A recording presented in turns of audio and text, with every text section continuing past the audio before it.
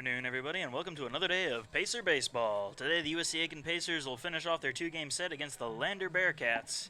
USC Aiken won a high-scoring game yesterday, 18-17, with a go-ahead home run in the 8th inning to put the Pacers back on top after Lander had scored 4 runs in the top of the 8th inning to tie up the ball game. Lander comes into this game 8-4 with a 5-1 record at home, a 3-2 record away, and a conference record of 3-2, while the USC Aiken Pacers have a 9-1 record coming in here, with all of their games being played at home, and a 5-0 conference record. The starting lineup for the Bearcats is leading off for them is the shortstop Matt White, followed by Zach Daly, the center fielder. Colby Lusignan at first base will be in the hole. Thomas Berry, the DH, will be batting cleanup. John Magnum will be batting after him, and he is going to be patrolling third base. Taylor Kellner will be out in left field. Mason Dodd at second base. Reed Gray, the catcher, and Jordan Curtis in right field. The starting pitcher for the Bearcats is quite an impressive one at that. J.D. Waite has a 2-0 record with a 1.08 ERA. Pacers are going to be looking to put a dent in that record. And we're about ready to get started here.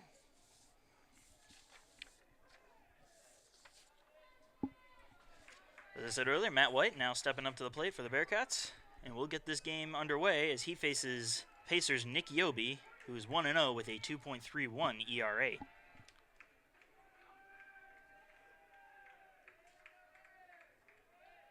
Yobi deals.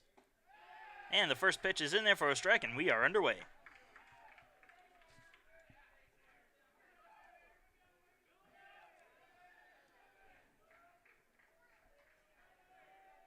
The second pitch to White.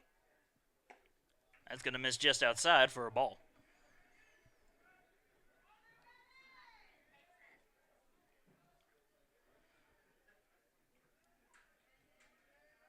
Here's the 1-1 pitch.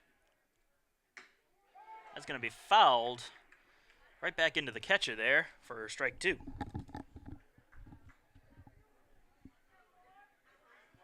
So the count is 1-2 to Matt White. White comes into this game batting with a batting average of .205 in 12 games played. And the 1-2 pitch. Catches the outside corner with a curveball there to strike him out. That'll be the first out of the inning, as White goes down looking. The center fielder, number 16, Zach Daly. That'll bring up Zach Daly, the center fielder. Daly comes into this game batting .378 in 12 games.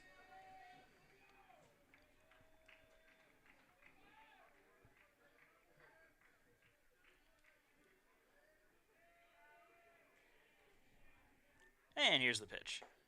That's going to catch the outside corner for call strike 1.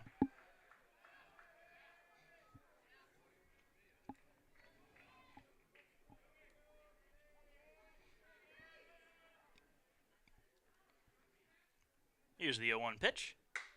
That's going to be lined into center field there for a base hit. Price out there in center field for the Pacers. He's going to throw it into second.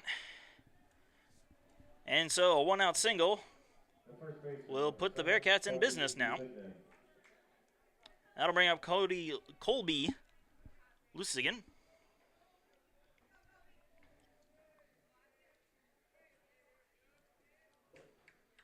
Lusignan is batting at .267 in 12 games.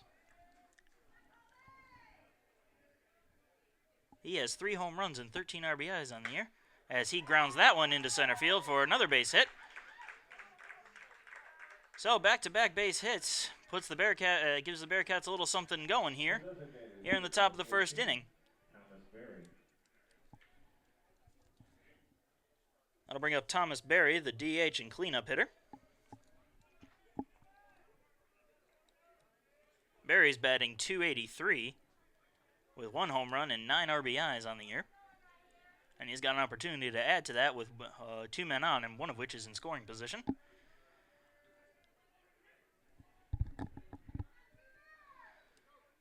So you'll be set to deal with 2 men on and only 1 out. That's going to catch the outside corner for strike 1.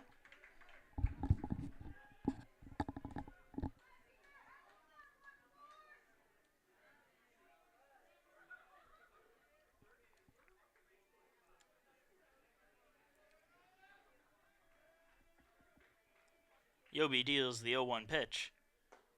That curveball's going to be in there for a strike.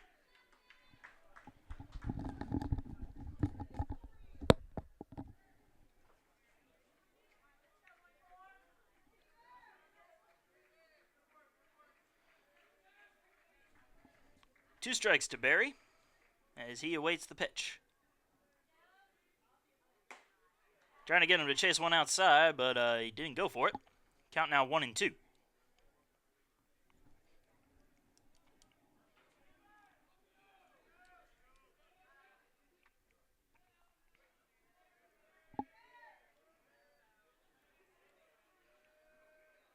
And here's the 1-2 pitch.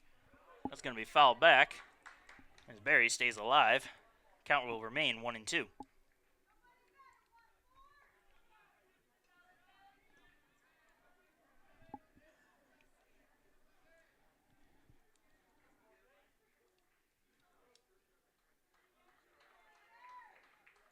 So Yobi sets to deal the 1-2 pitch once again.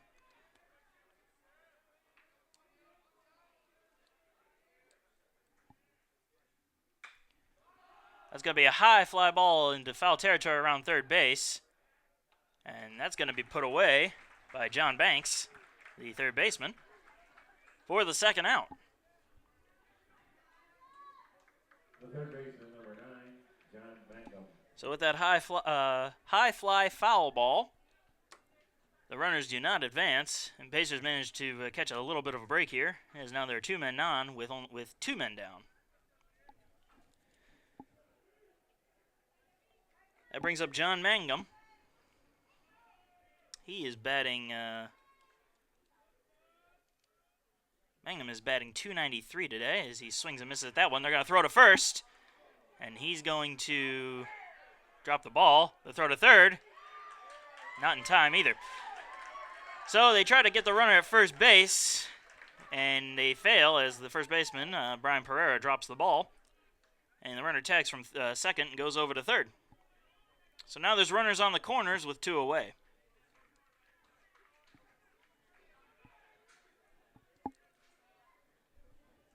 As I was saying, Mangum is batting .293 in 11 games. He has 6 home runs and 14 RBIs, so he's a real threat right now. And that threat has been increased now as the runner on second has moved over to third. That's a high fly ball into right field. It's going back, it's got the track, and it's caught for the third out. So the Pacers get out of a jam there. Beautiful play by Luke Westerberg out in right field to get the final out for the Pacers. So 2 hits, no errors, and no runs as we're going into the bottom of the first inning. Tie game 0-0.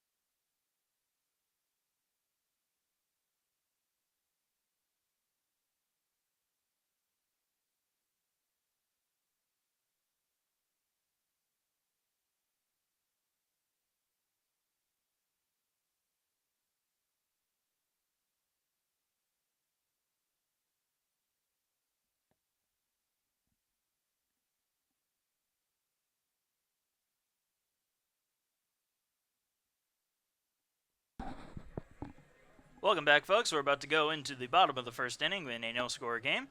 Leading off for the Pacers is second baseman Skyler Mercado, followed by left fielder Chaz Powell.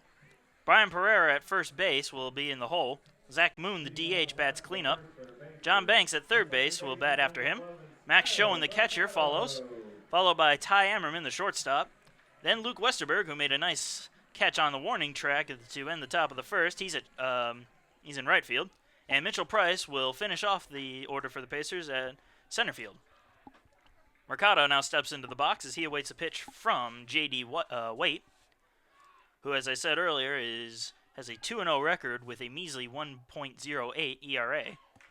As Mercado swings at the first pitch for strike.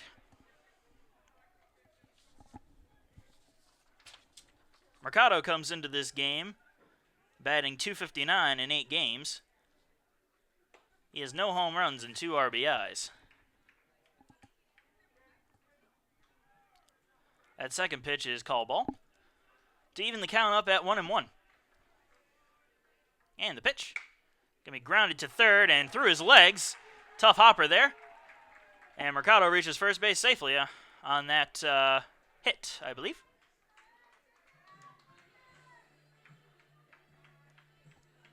Oh, they're gonna mark it an error. Not too sure about that, but that's what the official score is. It was a tough ball to get, but they're going to call it an error. And that'll bring up the left fielder Chaz Powell with a runner on first and nobody out.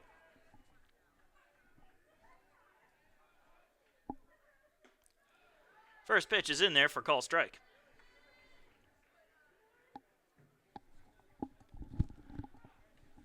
Chaz Powell comes into this game batting .432 in 9 games with 2 home runs and 7 RBIs. And the 0-1 pitch. In the dirt and bounces away from the catcher. But Mercado is going to sit tight at first base. And I'll move the count to 2-1.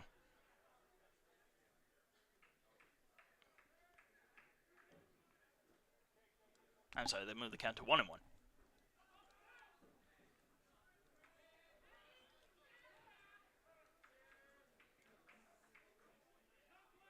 So here's the 1-1 pitch to Powell. That's going to be in there for call strike. Count now 1-2. Mercado made it look like he wanted to go. Trying to get into the pitcher's mind right now, which is something you're going to want to do when you're facing numbers like that.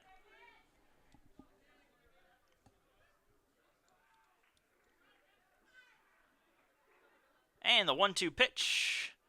Swing and fouled. Almost looked like he swung and missed at that, but it was ruled a foul ball by the umpire. So that'll keep the count at 1-2.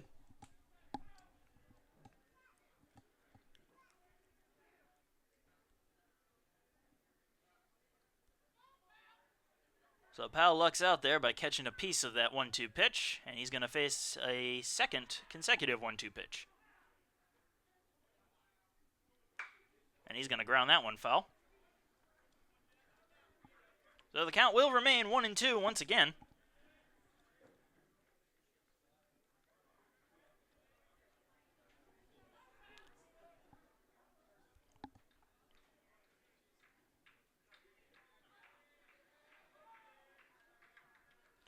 And the 1-2 pitch. Mercado goes from first. Swing and a miss. The throw to second is not going to be in time as it bounces away from the second baseman. But Mercado's just going to stay there as the center fielder came running in to back him up. So a strikeout, but no throwout as Mercado gets a stolen base. The first baseman, number 32, Brian Pereira. And that'll bring up the first baseman, Brian Pereira. Pereira batting .406 in 9 games played with 2 home runs and 8 RBIs. And he'll be coming into this at-bat with 1 man down and a runner on second base. Pereira's little error in the top of the first inning luckily didn't come back to haunt him as he dropped the ball as the catcher threw over to him to try to get the first guy first out. And here's the pitch. He's going to ground that one slowly up the middle. The shortstop comes on and gets it. The throw to first is going to bounce in the dirt, and it's going to be in time for the second out of the inning. But the runner, Mercado, moves from second to third. So Pacers will have a runner on third base with 2 out. And that'll bring up Zach Moon.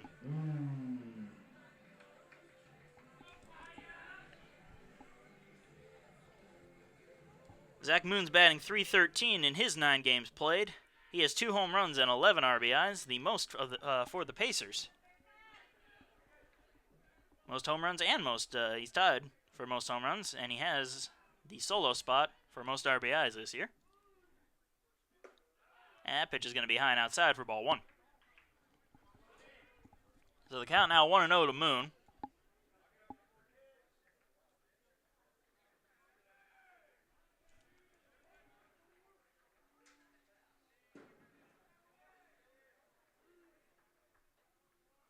And the pitch catches inside there for a strike.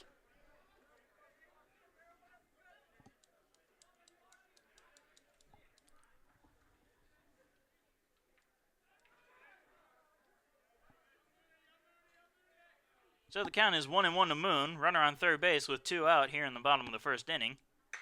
And he's going to hit a fly ball into the gap in left center field, and it's going. It's actually going to be a home run!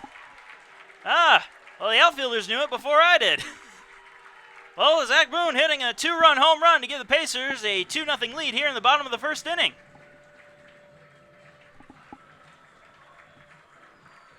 So instead of just scoring 1 run like I thought might happen, he ends up getting 2 runs. How about that? So a 2-out, 2-run home run here in the bottom of the first inning for Zach Moon gives the Pacers a 2-0 lead. And it'll bring up John Banks, the third baseman. John Banks is batting .464 in his 9 games played. He has no home runs but 8 RBIs as the first pitch is in there for a call strike.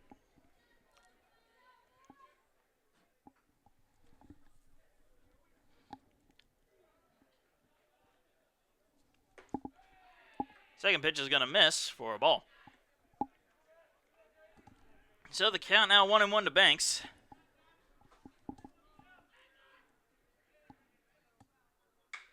That's got to be a high fly ball down the first base line into right field. And the second baseman's going to get it. A little miscommunication out there, but they managed to figure it out just in time to get the third out. But Zach Moon hitting a deep shot out there into left center field gives the Pacers a 2-0 lead as we go into the top of the second.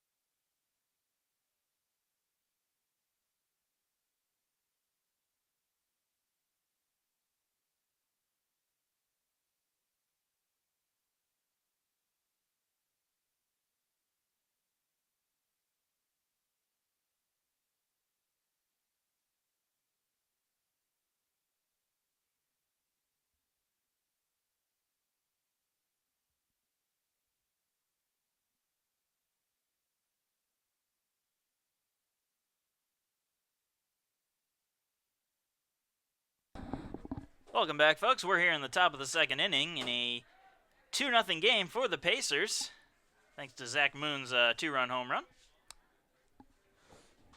Taylor Kellner, the left fielder for the Bearcats, leads off this top half of the inning as he takes the first pitch for a ball.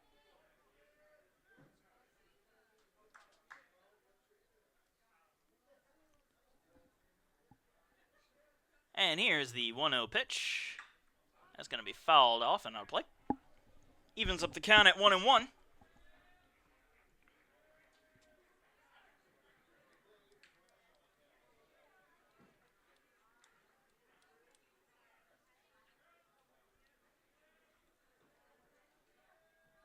Here's the 1-1 pitch. Curveball in there for call strike. They count 1-2.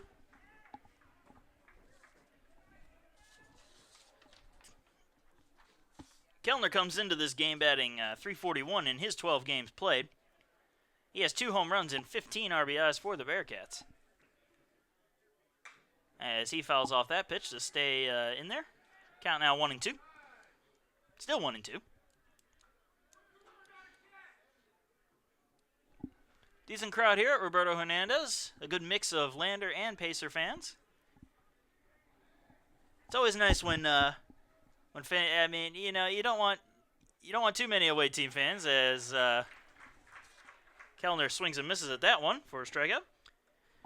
As the home team, you never want too many of the away team fans, but it's always nice to see them come out and support their guys.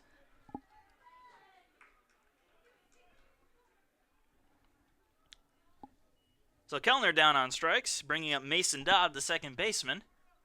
Comes up with nobody on and 1 out in top of the second inning as they trail by 2. And the pitch from Yobi. It's going to miss outside for ball 1.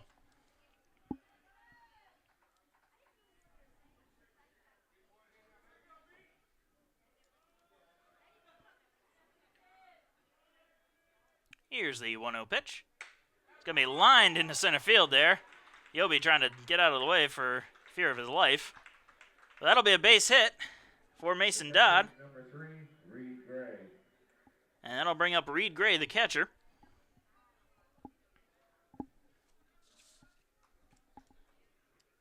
Gray comes into this game with no batting average. He's played in 5 games, but he's only had 6 at bats.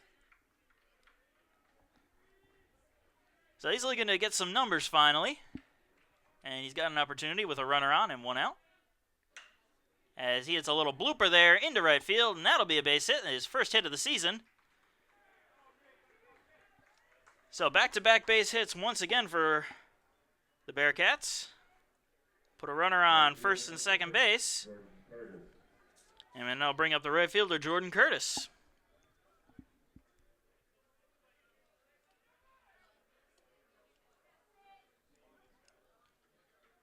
Curtis has a .200 batting average in his 8 games played. No home runs and 2 RBIs. Those are his numbers right now. He's got 2 men on with 1 out here in the top of the second inning. And the first pitch from Yobi is a call strike.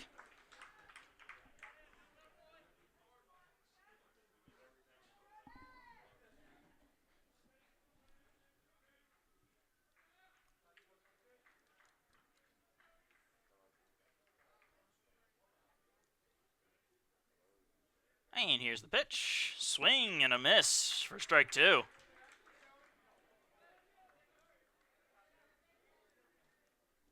So the count is 0-2 with 2 men on here in the top of the second inning with 1 out.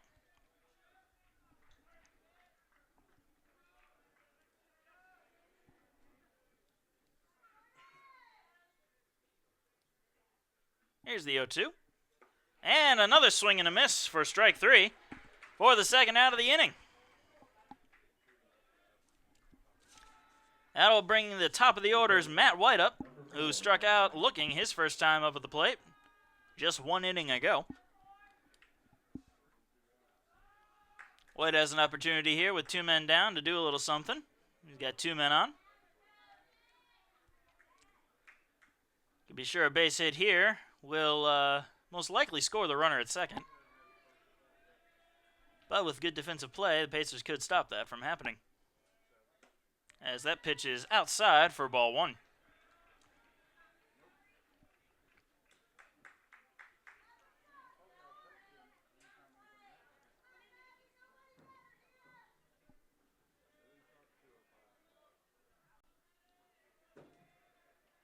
And the 1-0 pitch. And the ball gets away from the catcher, and the runners are going to advance.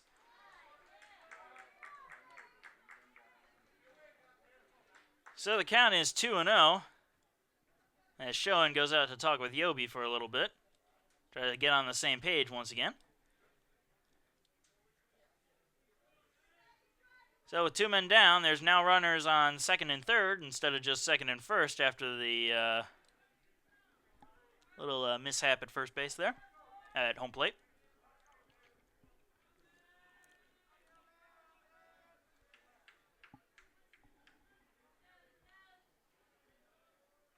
Yobi set to deal the 2-0 pitch.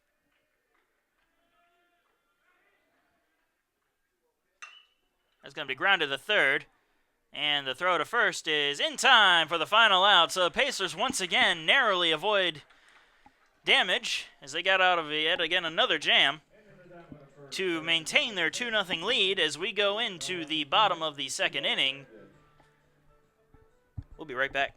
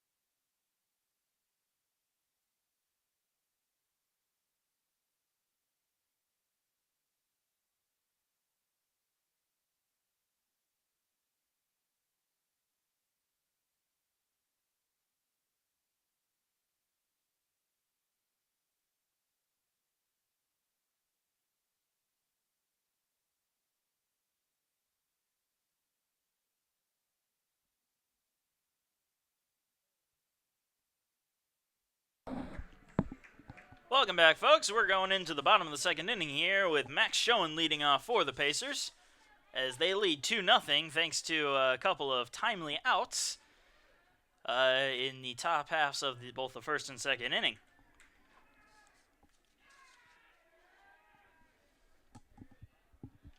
Pacers once again lead 2-0 as the first pitch comes in for a call strike. But Lander leads in the hit column at 4-1. And we're tied in the error column with 1 apiece. Schoen comes into this game batting .526 as the second pitch is in there for a ball. He's played only in 6 games, however, but he does have a home run and 5 RBIs. So the count to Schoen is even at 1-1, and the 1-1 pitch comes in, catching the inside corner for call strike 2.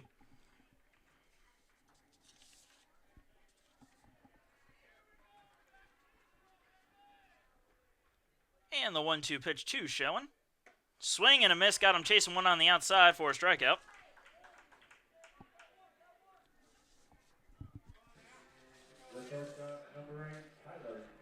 That brings up shortstop Ty Ammerman. Coming into this game, Ammerman is batting .250 in 9 games. He has a home run and 7 RBIs, though.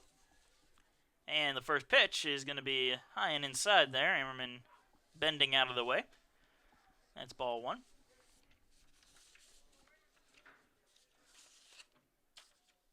And the 1-0 pitch in there for call strike. Evens up the count at 1-1. Well, the pitcher for Lander, Waite, has a little consolation prize. Even though he gave up 2 runs, they were both unearned, so his 1.08 will not take any damage.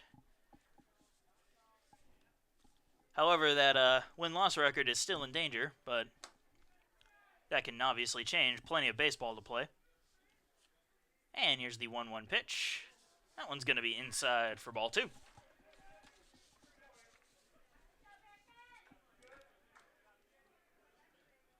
Count now 2-1 to Ammerman with 1 down in the bottom of the second. As he swings and misses with that one to get the count to 2-2.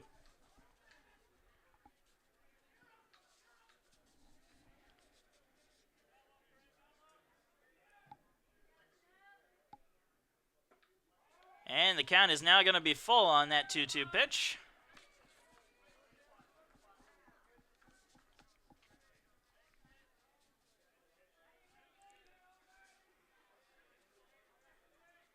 And the 3-2 pitch to Ammerman. That's going to be down and in the dirt and get away from the catcher, but Ammerman's just going to take a nice slow jog to first base.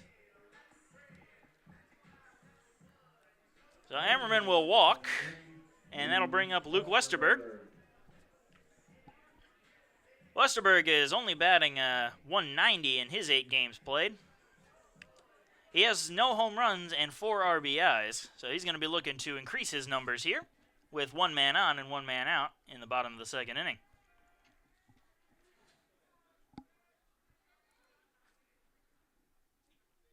And the pitch. That's going to catch the inside corner there for call strike 1.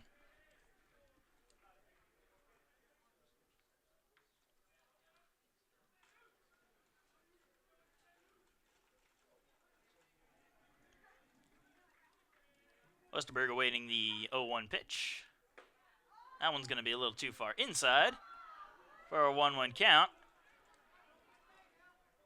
And you can tell Waite wanted that one, but he didn't get it.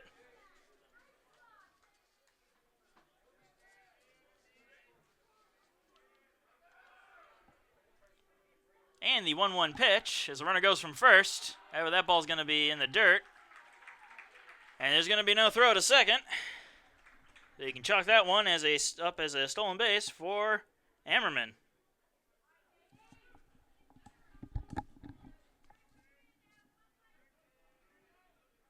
Ammerman had a good jump on that regardless. And the bad handling by the catcher there pretty much sealed the deal that he'd be getting that base. So the count is 2-1 now. That's going to be foul tipped straight back into the umpire. He's going to walk that one off. I don't care how much padding you have. You get hit with a baseball, it's still going to knock you around a bit. So the count is now even on Westerberg at 2-2. He's got a runner at second with 1 out. With that runner now at second base, that's going to take the conventional double play out of the equation. However, I've seen it too many times where an unconventional double play does happen.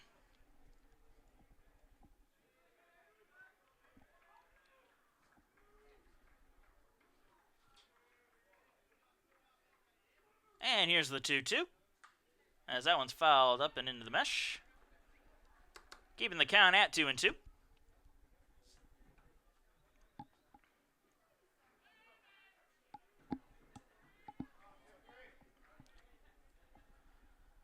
So Westerberg digs in, waiting the 2-2 pitch once again.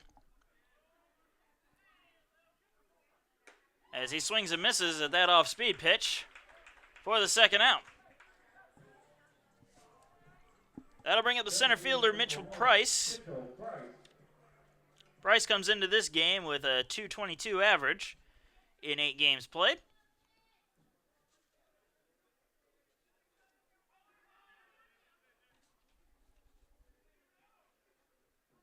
Price does have 1 home run and 8 RBIs, however.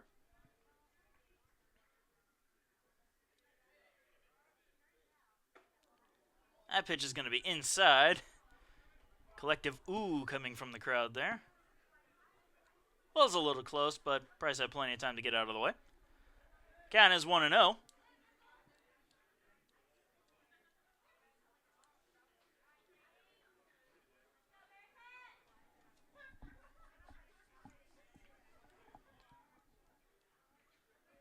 And the pitch. Got ahead of himself there as he swung at the off-speed pitch, evening the count up at 1-1.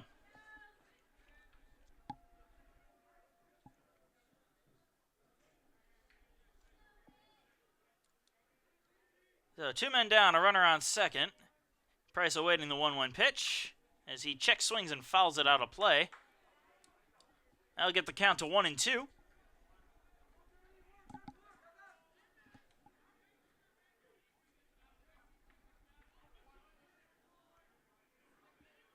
Price looking to bring his runner in, increase his Pacer lead from 2-0 to make it 3-0 at the very least. With 2 men down, he doesn't have much room for error, as that one is lined down the third base line and fair. They're going to wave the runner around third base as that ball rolls into the corner. And Mitchell Price is going to get a nice stand-up RBI double to increase that Pacer lead from 2-0 to 3-0.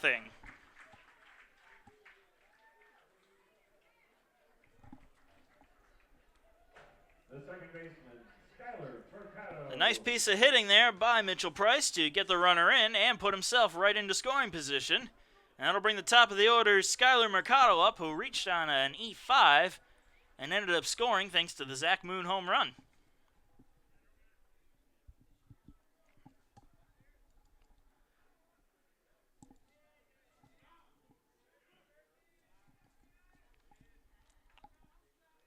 So Mercado awaits the pitch.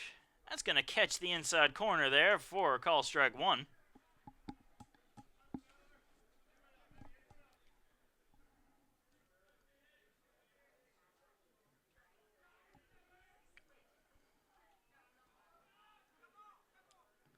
Price dancing around over at second there. And that'll force Waite to step off the rubber and recollect himself.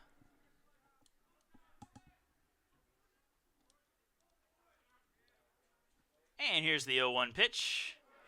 And that one's going to hit the batter and get away from the catcher.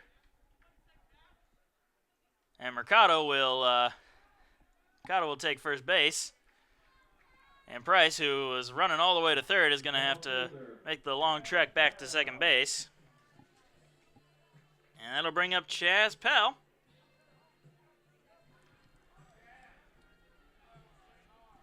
Chaz Powell struck out his first time up. But he's going to be working with 2 men on now. The luxury he didn't have his last time up. He only had 1 on. And here's the pitch. That's going to catch the inside corner there for a strike 1. A couple members of the Pacers women's basketball team here today. They lost a tight one, a real tough one yesterday. Tight game. Lost by 1 point in the final seconds of the game. Definitely a tough loss. As that second pitch is also inside. Nearly hitting Powell. That'll even up the count at 1-1.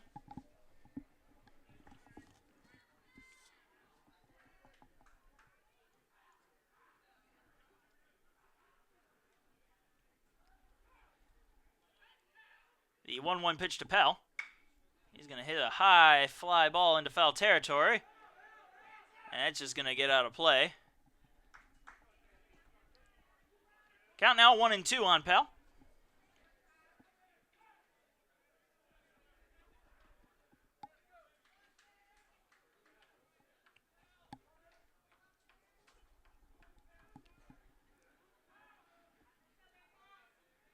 So 2 men on, 2 men down, a 1-2 count on Powell as the Pacers lead 3-0 here in the bottom of the second inning.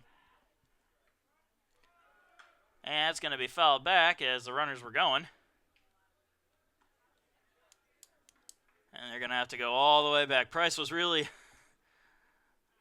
putting the speed on there, but to no avail.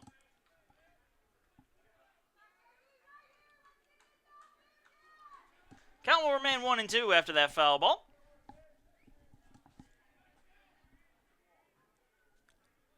And the pitch. Wasting yet another pitch there.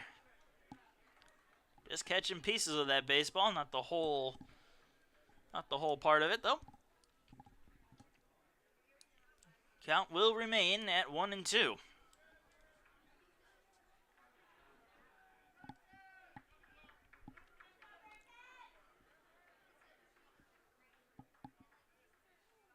Once again, the pitch. That's going to be lined deep into right field. It's going back, and I'm not sure. It's gone. It's gone. Not sure if he caught the ball or not, but the dejected look out there makes it pretty much clear that that is now a 3-run home run for Chaz Powell.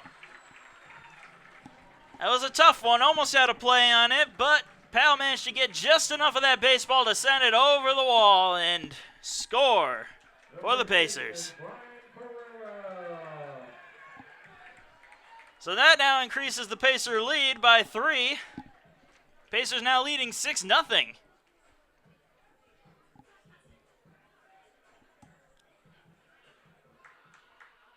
So 2 home runs by the Pacers have effectively given them a very solid lead as the first pitch to Pereira is fouled off. Wasn't really sure about that pitch there. Outfielder making a nice jump out there trying to get that ball. Thought he almost came down with it, but after seeing him look a little bit upset out there, you kind of figured, nah, he didn't get that. And the second pitch is going to be outside for a ball.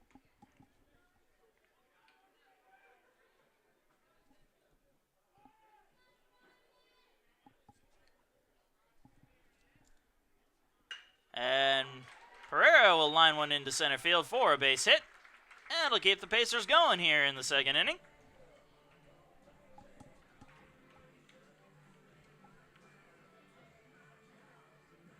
The designated hitter, Zach. And that brings up the other home run hitter for the Pacers, Zach Moon, who hit a 2-run shot in the first inning. He'll be looking to repeat that at-bat. He'll be looking to repeat his at-bat this time around, as he once again has a runner on first base.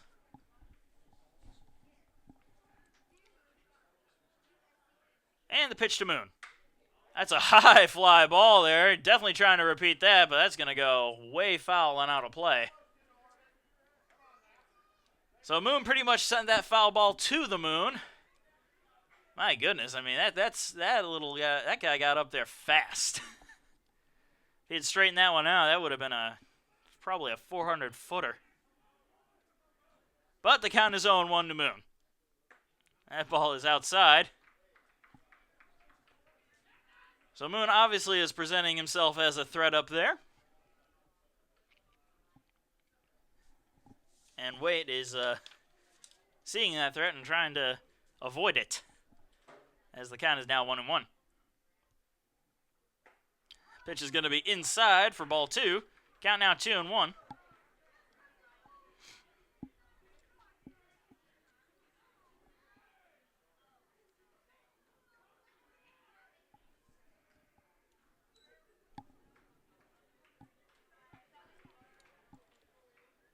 And the 2-1 pitch to Moon. It's going to be in there for call strike. Evens up the count at 2 apiece.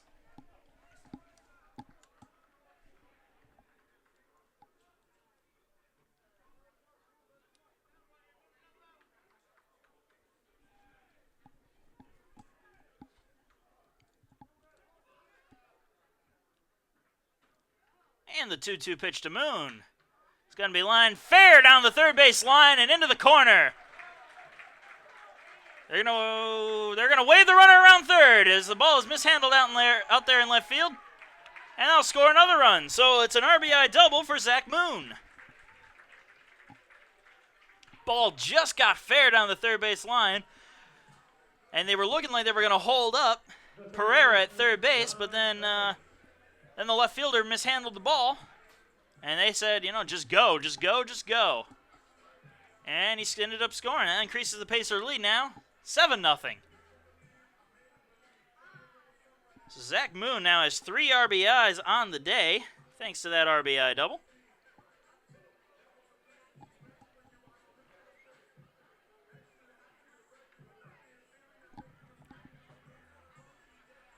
And they're going to have a little conversation here at the mound. And the Bearcats are going to, looks like they're going to start warming up their guys in the bullpen.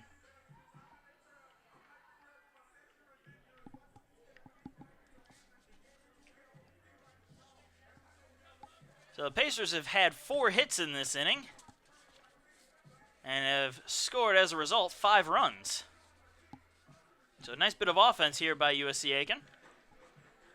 As that brings up, as John Banks will come up as soon as everything gets situated.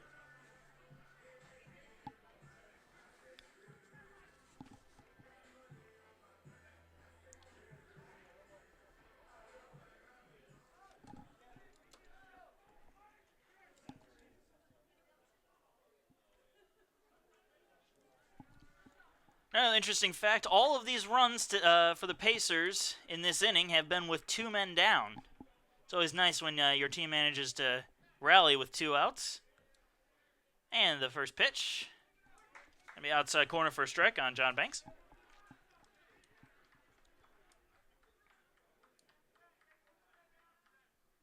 So Banks working with a 7-0 lead here on an 0-1 count and 2 men down.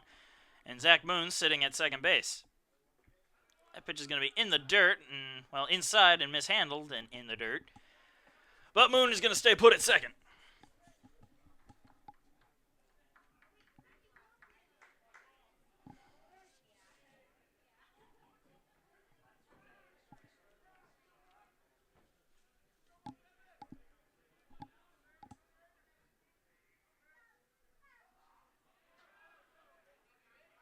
And the 1-1 pitch. Going to be just a little low for a ball. 2-1 the count now to Banks. Banks, his last time up, flew out. Well, he flew out to second base officially, but it was a short fly into the outfield. And he faces a 2-1 count now. And that one's just going to catch him on the arm there. So Banks will get hit by that pitch and will take his base. So Pacers managed to bat around here, and we bring up Max Schoen, the catcher, who his first time up, which just so happened to be in this inning, struck out.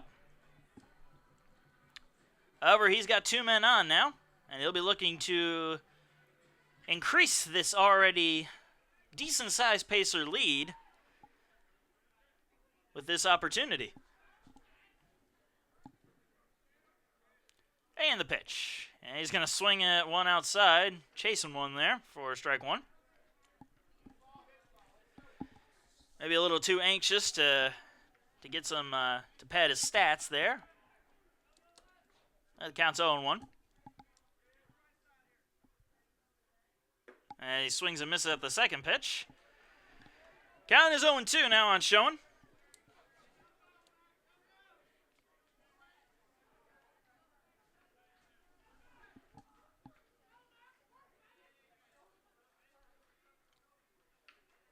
And the 0-2 pitch to Schoen.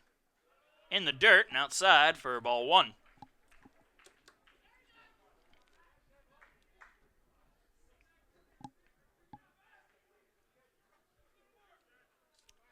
So 2 men on, 2 men down, and a 1-2 count on Max Schoen with a 7-0 lead for the Pacers in the bottom of the second inning. And the pitch. High fly ball in foul territory and out of play. So that'll keep the count at 1-2.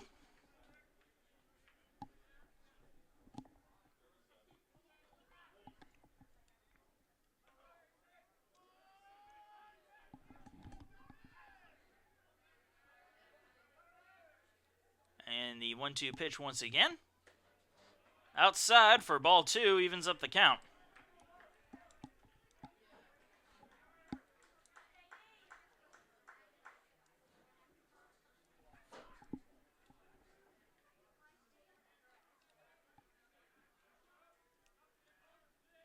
And here's the 2-2 pitch.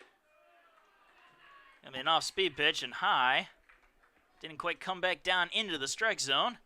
And the count is now full.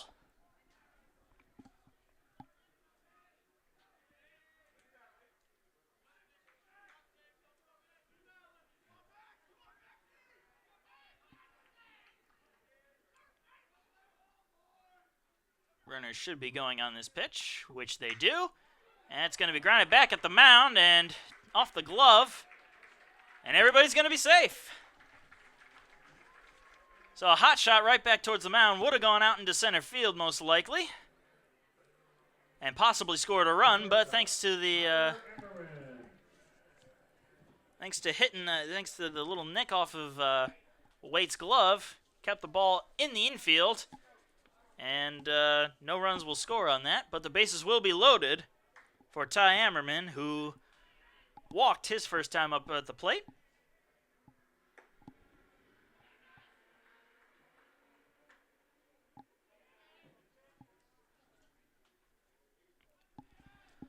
So he comes in now with bases loaded and 2 men down. And it's looking like Bearcats might be going to their bullpen now.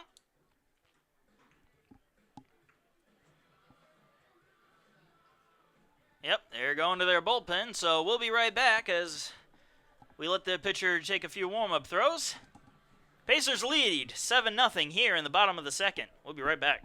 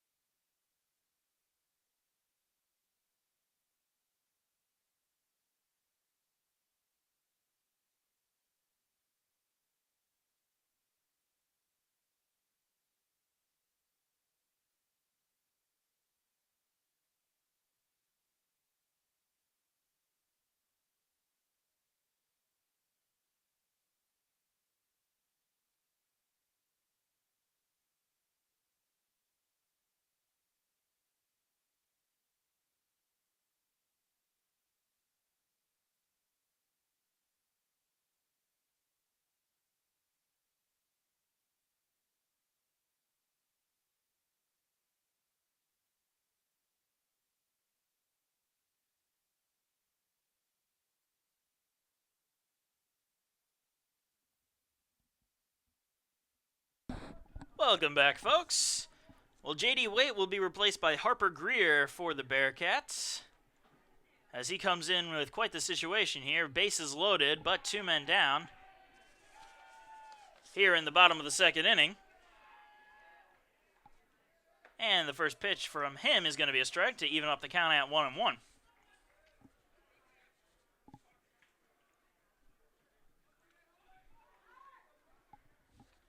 He's facing right now Ty Ammerman, and the pitch in there for strike 2. Said earlier, Ammerman walked his first time up, had a stolen base, and ended up coming in on a Mitchell Price RBI double earlier in this very inning. And the 1-2 pitch is going to be outside for ball 2, evens up the count once again to 2-2.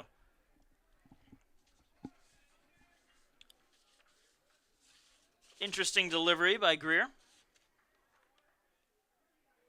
It's almost like a submarine in there. I guess I could call that a submarine delivery, as that pitch is going to miss to make the count full.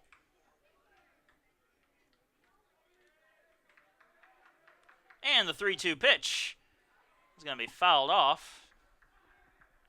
Keeps the count even as the runners who were going and make their way all the way back to their bases.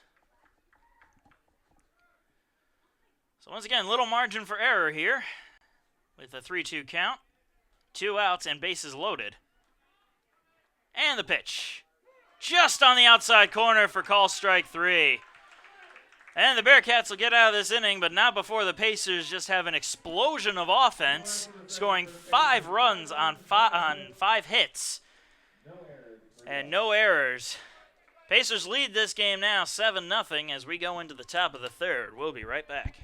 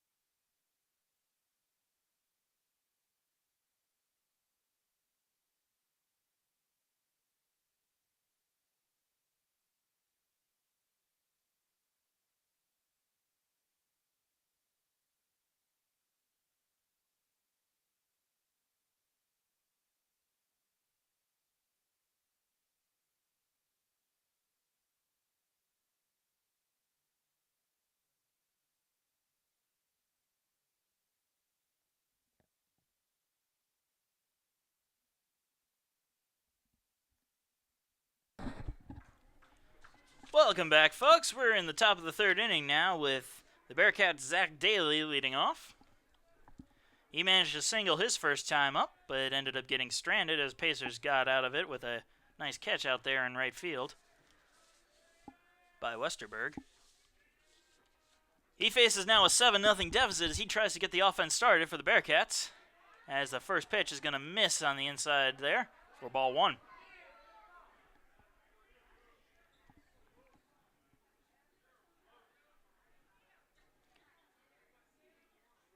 And here's the 1-0 pitch. Time's going to be outside for ball two.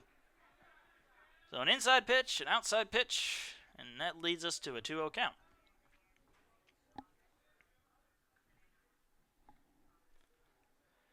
And the 2-0. That one's going to be down the middle and a high fly ball into shallow center field. Shortstop Ammerman comes on and makes the catch for the first out. It's been a while since the Pacer defense was out there on the field, thanks to an explosive offensive bottom of the second. And they sit with a nice, comfortable 7-0 lead.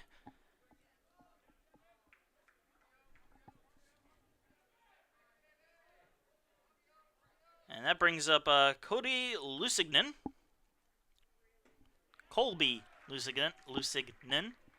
That's a heck of a name. As he takes a pitch for a call strike. 0-1 the count. His last time up, he managed to single. As that pitch is going to be inside for ball one. Evens up the count at 1-1.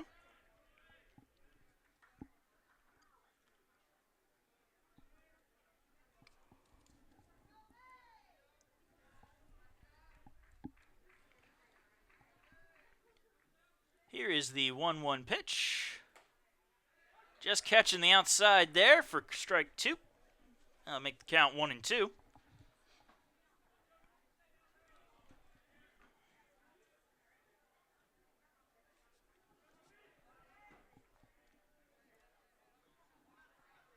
And the 1-2 pitch just misses for ball two, evens up the count.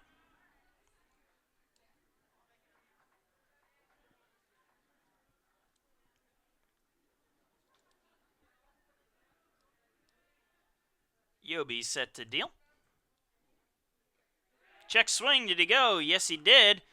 And they're going to throw it down to first base for the first out. So that strikeout will be the second out of the inning. And that'll bring up Thomas Berry,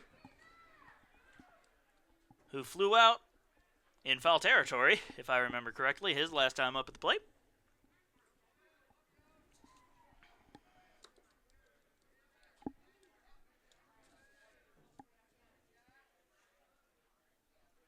And the first pitch is in there for a call strike.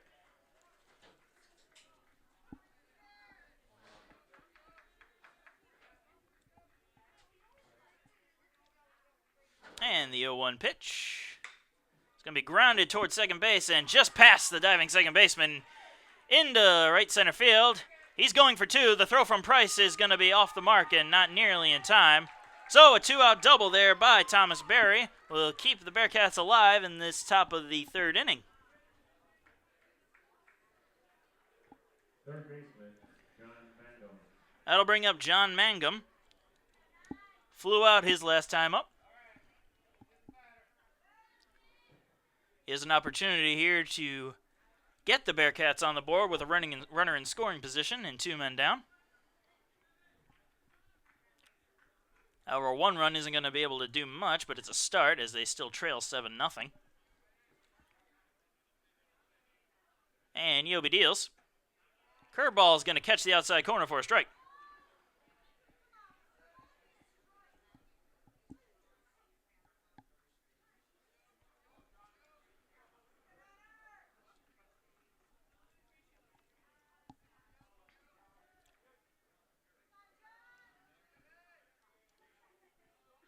And here's the 0-1 pitch. Trying to get him to chase one outside and low, but doesn't go for it. I'll make it a ball and even up the count at 1-1.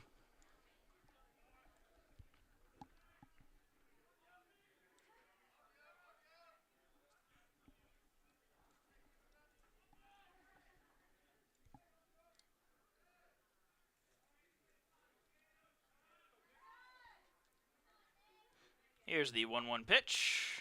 Another curveball, this time inside. Didn't quite make it back into the strike zone. So that'll make the count 2-1 with 2 men down and a runner on second. On top of the third.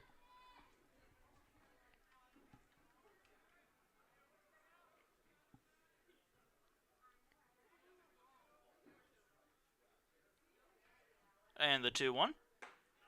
Catching the outside corner there for a strike. So that evens the count up at 2-2.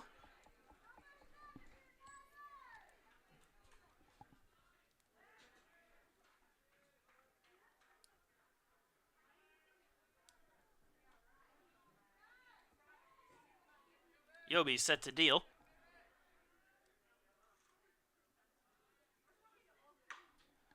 Gonna be a little blooper and foul down the first base line.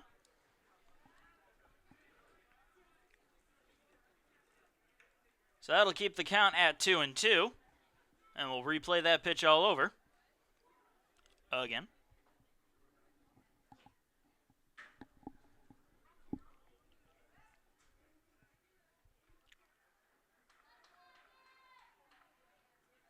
Once again, 2-2 the count, 2 men down, runner on second in the top of the third inning of a 7-0 Pacer ball game. And the pitch, that's going to just catch a piece of the bat there on the swing. And once again, the count will remain at 2-2. Barely catching a piece of it to stay alive.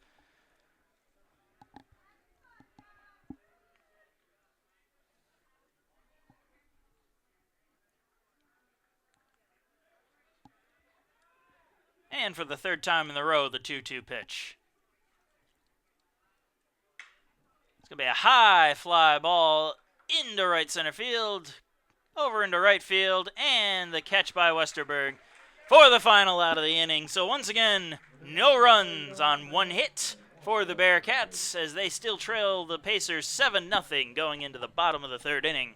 We'll be right back.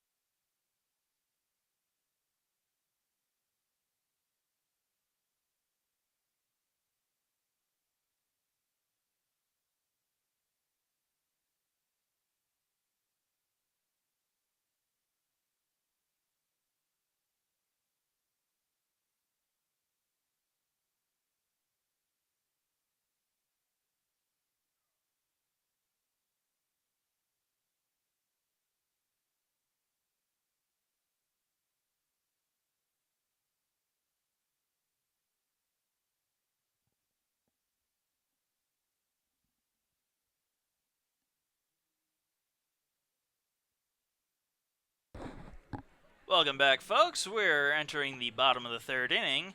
And the man leading off for the Pacers is the man who put away the Bearcats in the top half of this inning, Luke Westerberg.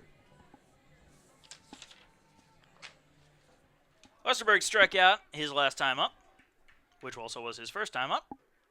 And he's going to get hit by the first pitch. So another hit Pacer will take his base.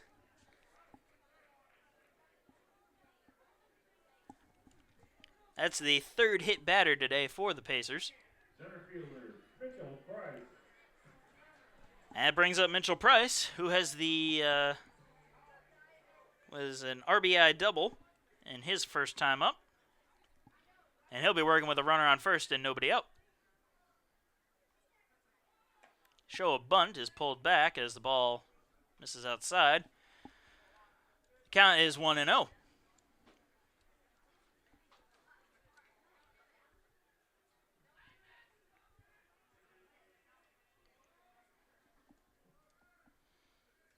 And the 1-0 pitch. A high fly ball into foul territory. They're going to try to make a play on it, but it's going to go into the picnic area, and no play will be made. So that evens up the count at 1-1 for number 1.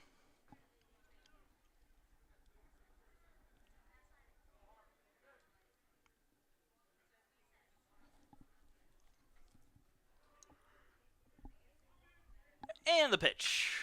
Slow grounder to short. They're going to try to turn 2 here. There's 1, and the throw to first is in time. So a double play there. And just like that, there's 2 outs.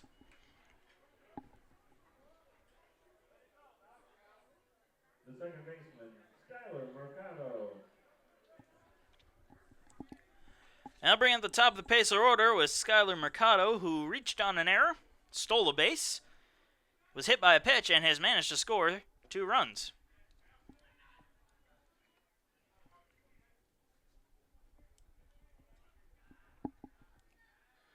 He faces nobody on in 2 outs after that double play, and now has a 1-1 count on him.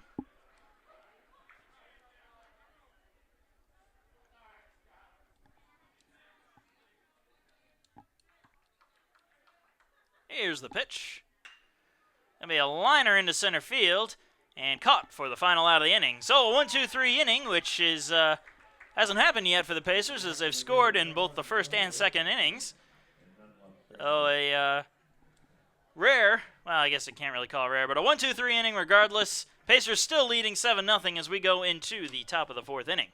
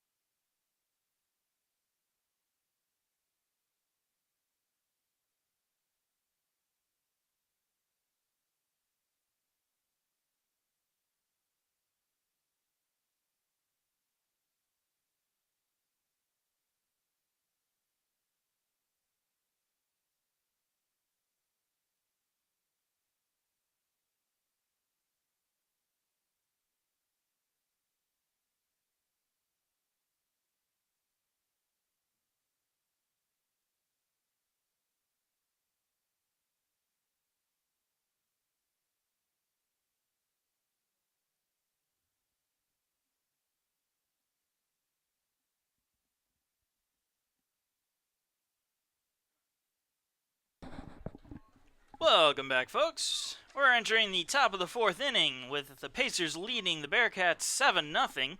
Taylor Kellner to lead off for Lander. He struck out his first time up and looks to try to get something started here for Lander.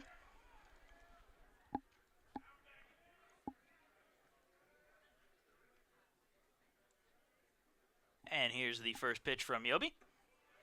That's going to be in there for call strike 1.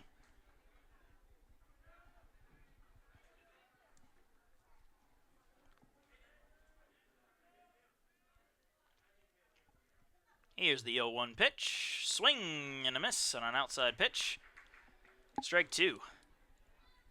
Count is now 0-2 on Kellner.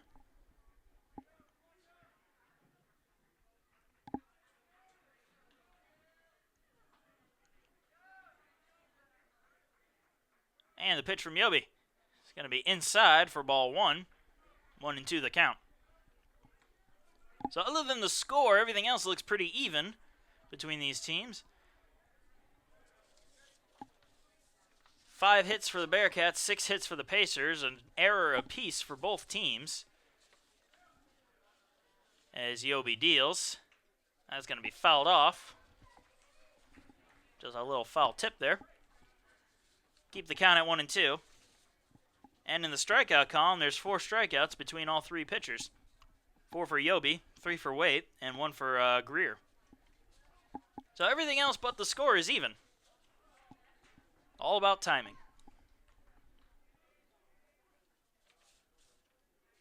And Yobi deals the 1-2. That one's going to miss inside to even up the count at 2 apiece.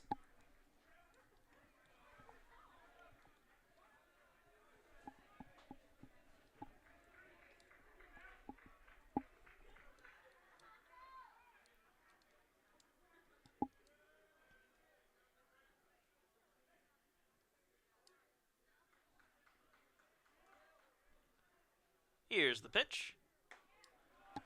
That's going to miss outside, and the count will be full now.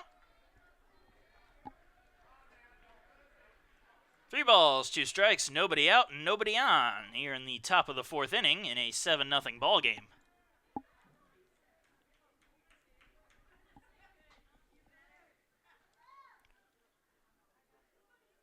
And a call of time here by Kellner.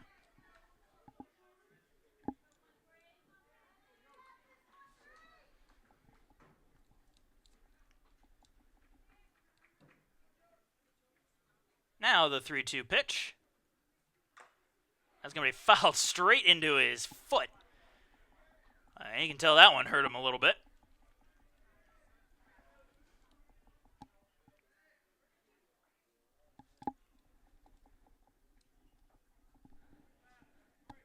You hear that dull thud of a ball hitting the body.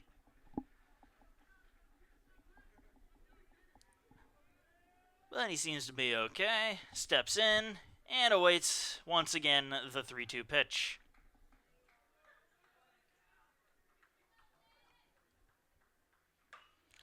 This time he's going to ground one, and it's going to be off of him again. Oh, this poor guy's beating himself up out there.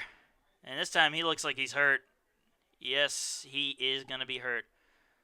Coach is going to come out and take a look at him. We'll be right back while they take a look at this batter.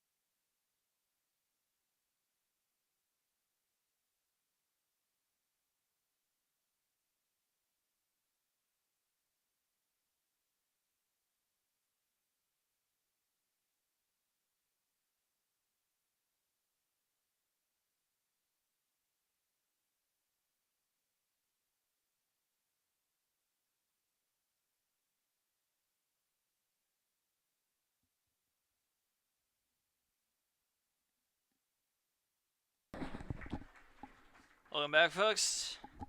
They're going to help Kellner off the field now. After he fouled one off what looked like to be his foot for a 2nd time in a row. So they're going to bring in a pinch hitter for Kellner with a 3-2 count.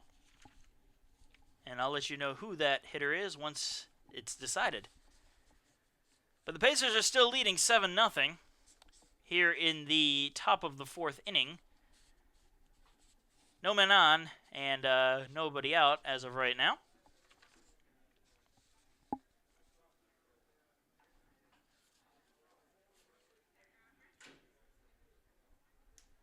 And you never like to see somebody get hurt, and you could tell he was in a lot of pain. Just went right down to the ground, started banging his fist on the dirt there. So it could be a break, it could be a bad bruise. Don't know right now. Try to let you know as time goes on.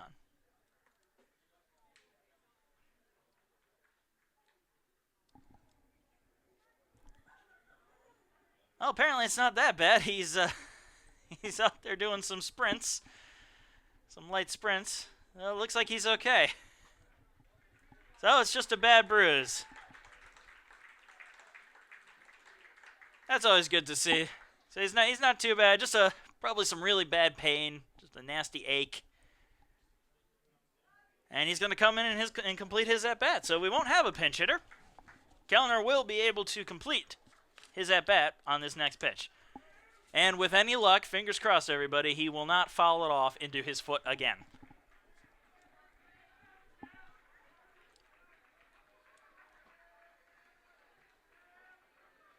So after a long wait, a little bit of concern, and a couple of chuckles, he's up for the 3-2 pitch.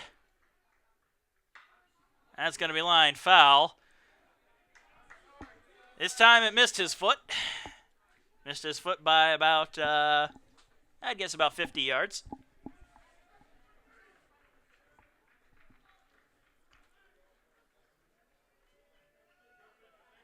And the 3-2 pitch once again.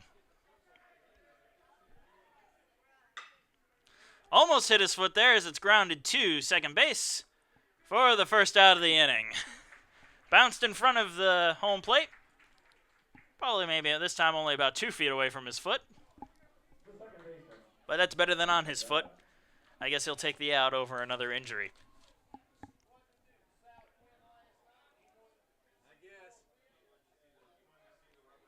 That'll bring up Mason Dodd, the second baseman for Lander. He singled his first time up at the plate. He faces nobody on and 1 out here in the top of the 4th. That's going to be a liner just past the shortstop into left field for a base hit. So that's 2 hits for Dodd. And it brings up Reed Gray, who also singled his first time up. He now has 1 man on and 1 man out here in the top of the 4th inning as they trail 7-0.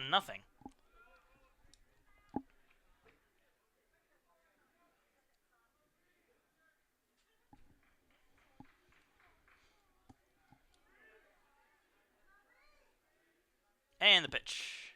Curveball in there for a strike. 0-1 the count.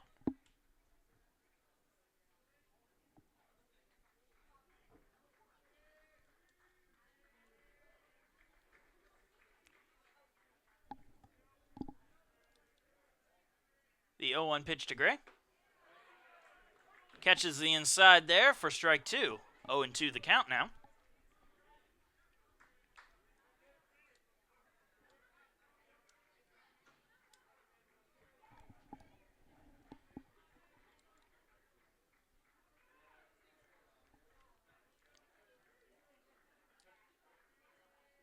And the 0-2 pitch.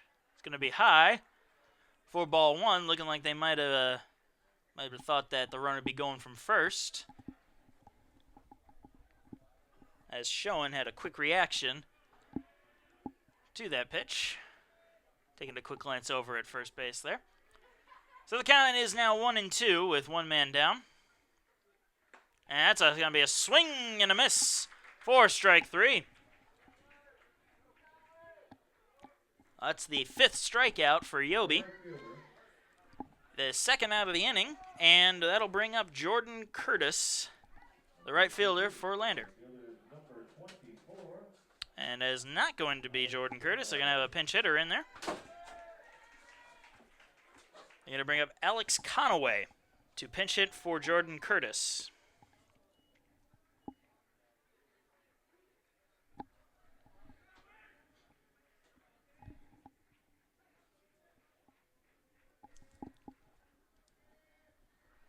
So 2 men down and a runner on for the pinch hitter Conaway. And the pitch from Yobi. In there for a call strike.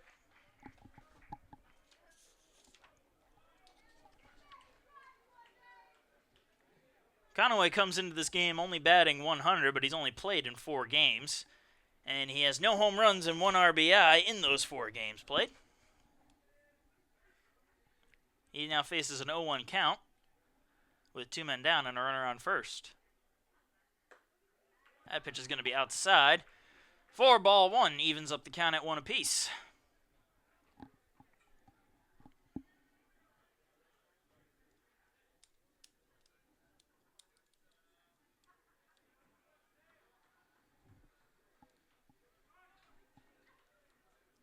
And Yobi steps off the mound.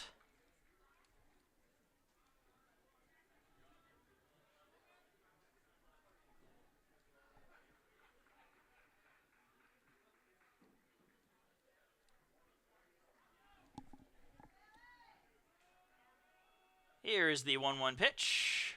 Just catching the outside corner there for a strike. That'll make the count 1-2.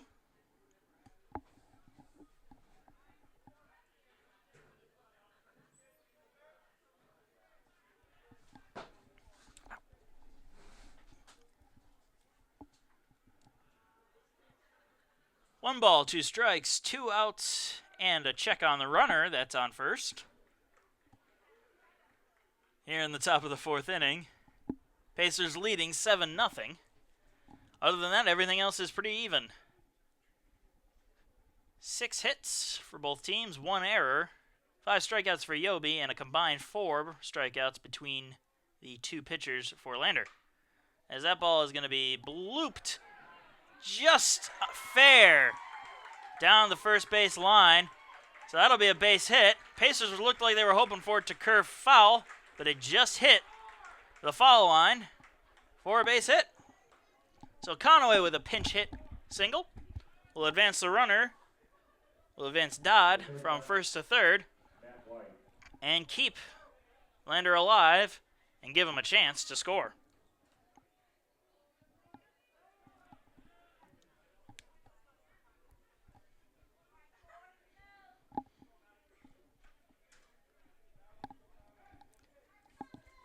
So that'll bring up their top of the order with Matt White, who has struck out and grounded out in both his appearances today.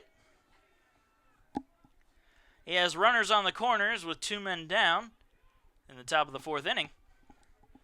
Has a chance to put Lander on the board for the first time tonight. That pitch is going to miss the strike zone for ball 1.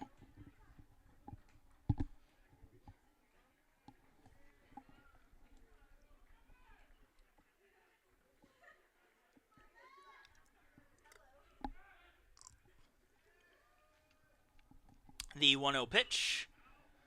That's going to be fouled out of play. Evens up the count at 1-1.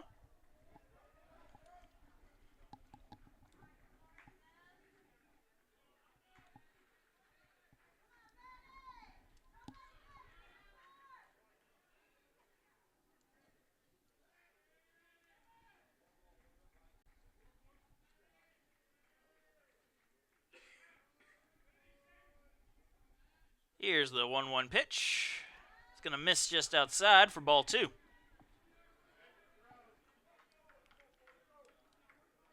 I'll get the count to 2-1 with 2 outs and runners on the corners here.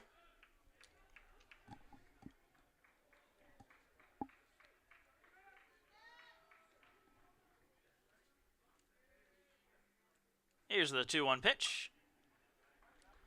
Having to turn on an inside pitch there, but that was fouled off. And I'll make the count 2-2.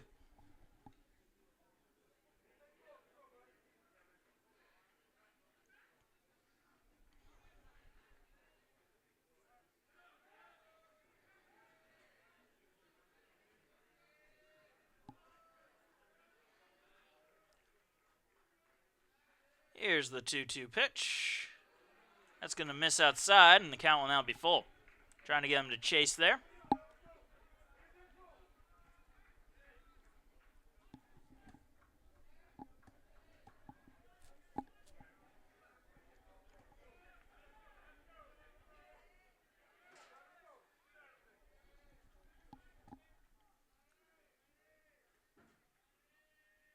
Here's the 3-2 pitch. That'll be ball 4, and that'll load up the bases for Lander.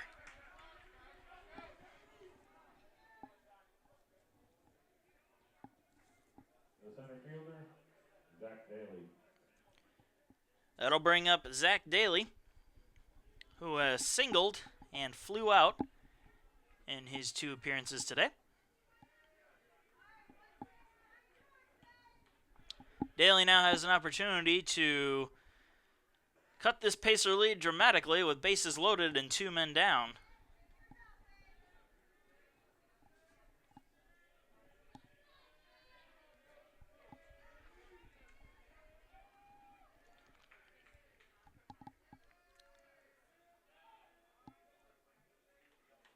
And Daly steps out of the box.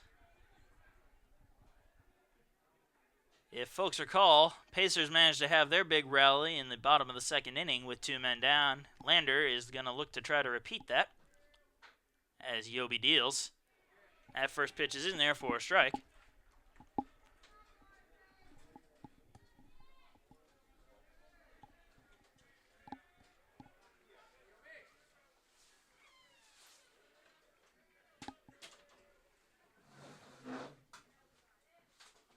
Here's the 0-1 pitch.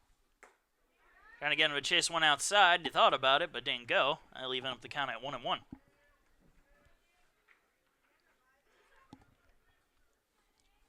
1 ball, 1 strike, 2 outs. Bases loaded here in the top of the fourth of a 7-0 ball game.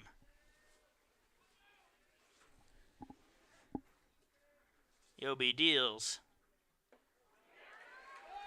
Thought about going for it. Didn't go for it and got the benefit of the call there. And the count is now 2-1.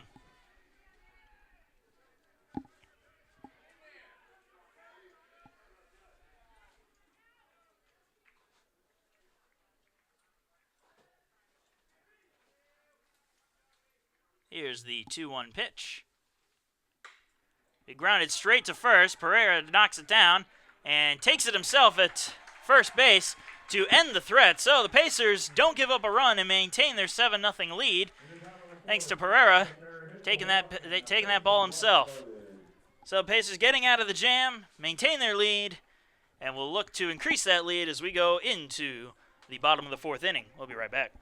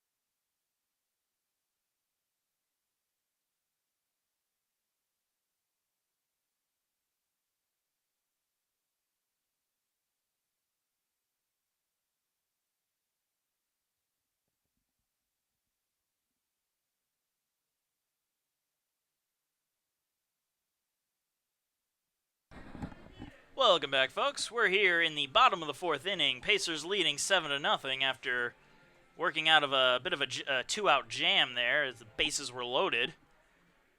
And Chaz Powell steps to the plate, who has a 3-run home run today. And he'll ground that one to third base.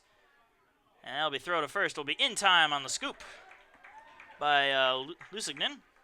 Nice little scoop there for the first out. So 1 pitch, 1 out. As Brian Pereira made the final out of the top of this inning, will take to the plate. Pereira is grounded out, singled, and scored a run today. And he'll be looking to increase his numbers and possibly increase his Pacer lead.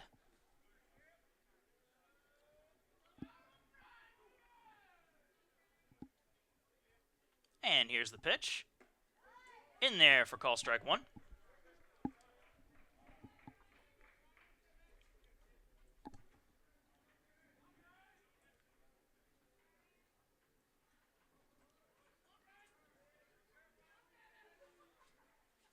And the 0-1 pitch to Pereira. It'll be a liner into center field and caught for the second out. A well-hit ball, but just right at the center fielder. Not going to get much out of that. But that'll bring up Zach Moon, who has the other Pacer home run today. A 2-run homer in the first and an RBI double in the second.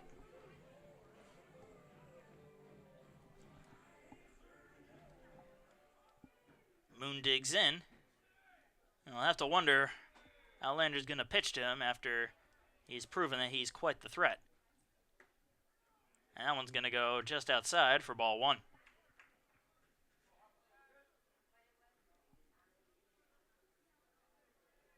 And Moon's going to have a little talk with the third base coach.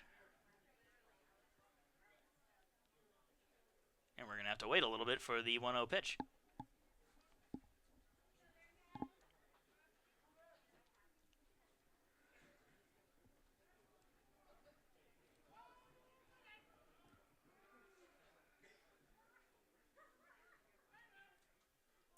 And here's the 1-0 pitch to Moon. It's going to be a grounder towards short. Fielded, and the throw is going to be off the bag, but they'll tag Moon on his way down to first for the final out. So another 1-2-3 inning here for the Pacers as they go into the top of the 5th inning, still leading 7-0. We'll be right back.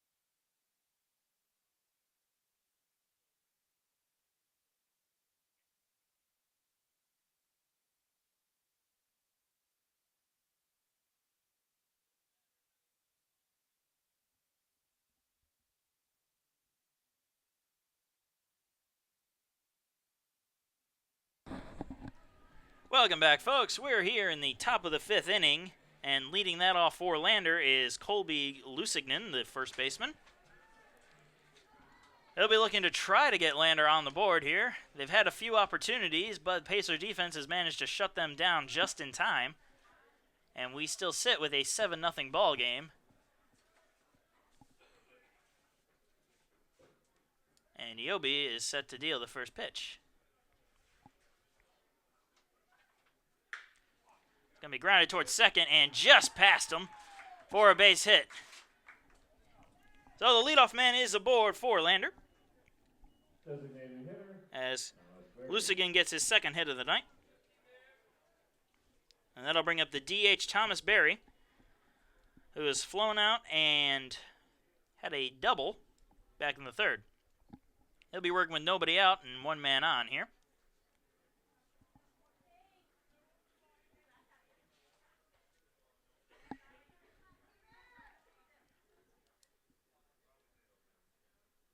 And here's the pitch.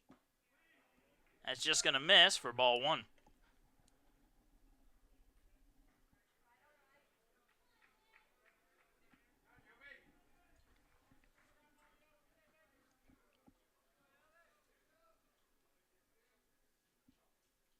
Here's the 1-0 pitch. Be a high fly ball into center. Going back is Price. He's still going back. He's on the track at the wall, and it's gone. A 2-run home run for Thomas Berry. And that'll cut the Pacer lead to 5 as they now lead 7-2.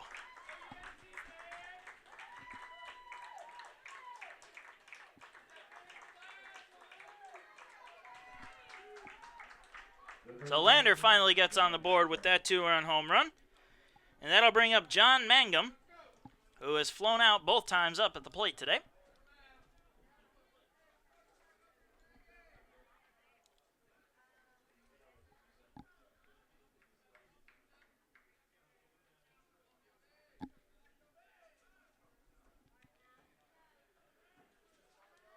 And here's the first pitch from Yobi. That's going to be lined into left field and just foul. That would have been trouble had it been fair, but just managed to curve just enough to go foul. So instead of a base hit and possible double, it'll be strike one.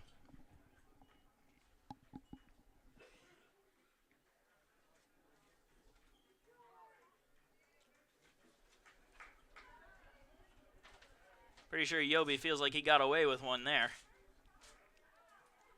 Especially after giving up that home run just a couple pitches earlier.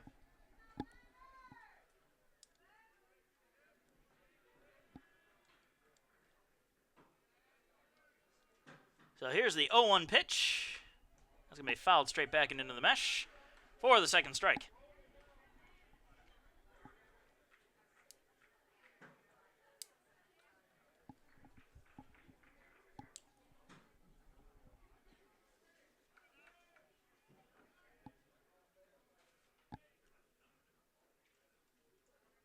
Here's the 0-2 pitch. Going to be a high fly ball in foul territory and out of play. That'll keep the count at 0-2.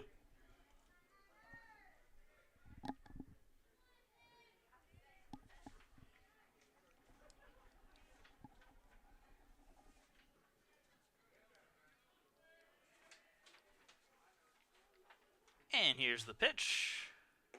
Trying to get him to chase one outside, but he didn't go for it.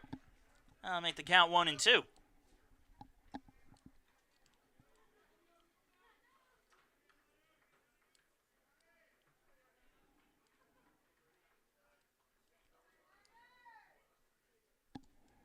And the 1-2 pitch to Mangum. Swing and a miss. Catcher drops it into the dirt and throws it down to first for the first out of the inning.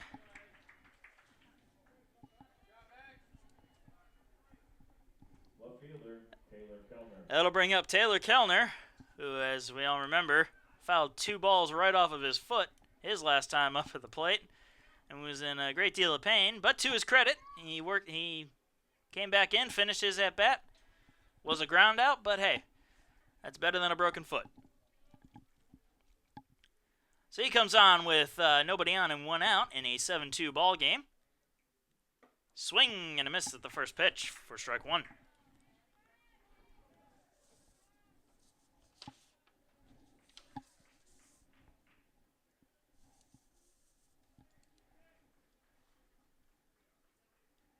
Here's the 0-1 pitch. Another swing and a miss for strike 2.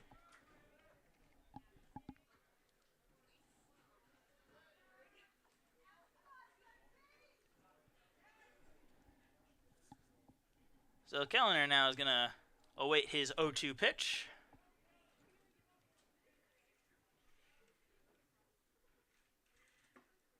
And lays off that one and it'll be a ball. So the count now is 1-2.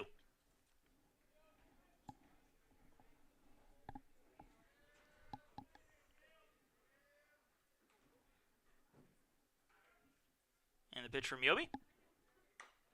That's going to be grounded slowly in front of the catcher, and he'll throw it down to first for the second out of the inning. Tough play, and nice job there by Schoen to get that ball down to first. Mason Dodd. That'll bring up Mason Dodd, who has singled in both of his appearances today.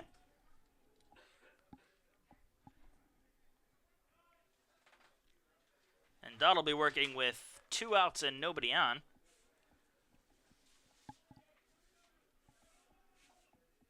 And here's his first pitch. It's going to be grounded into right field for a base hit. So Dodd swinging on the first pitch gets his 3rd single of the day. It'll be a 2-out single.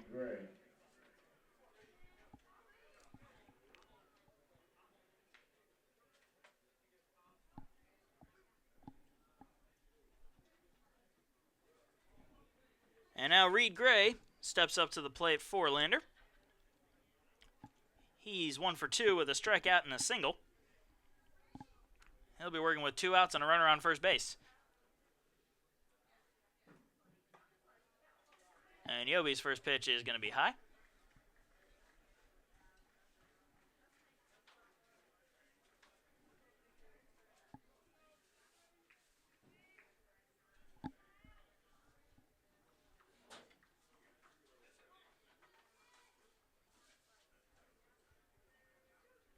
Here's the 1-0. That's going to be grounded past the diving shortstop and into center field for another base hit. Back-to-back base hits will give Lander a little bit of an opportunity here to add to their rally in the top part of this inning.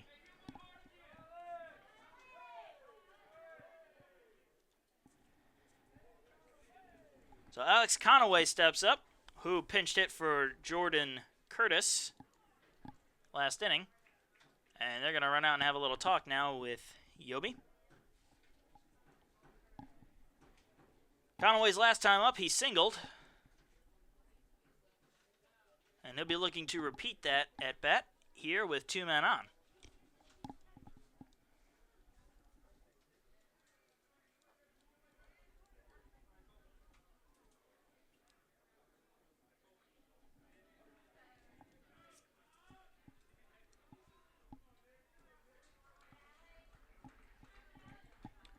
So Conaway steps into the box.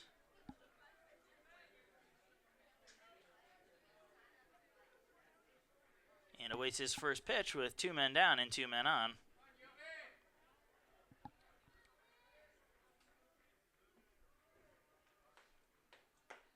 That pitch is going to catch the outside corner for call strike 1.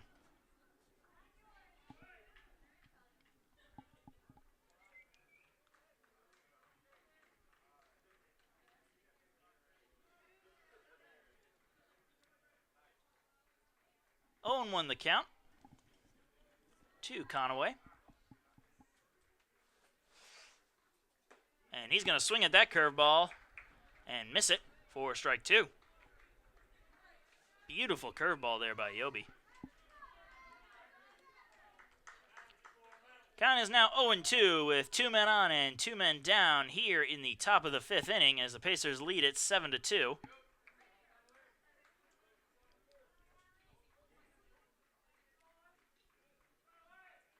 And here's the pitch. Swing and a miss. He got him on strikes. But Lander manages to score 2 runs on a 2-run home run by Thomas Berry. But the Pacers still will manage to maintain a decent lead as they lead at 7-2. We're going into the bottom of the 5th at that score. Pacers coming up.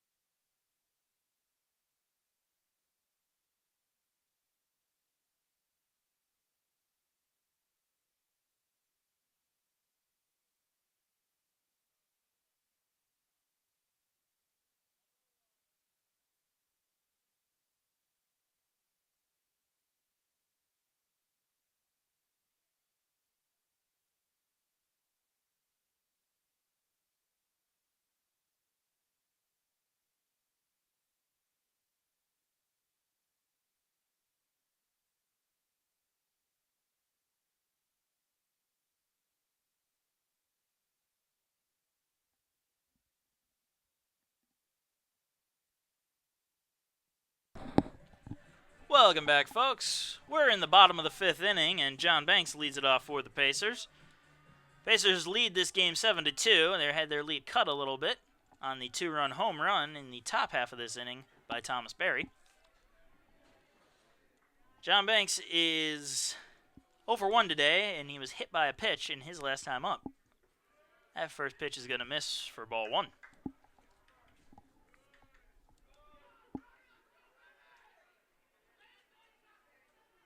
And here's the 1-0 pitch. That one's going to miss outside for ball 2. Tough pitch to lay off of. But Banks showing good patience at the plate. And the 2-0 pitch. That one's going to catch the plate for call strike 1. 2-1 the count now to Banks.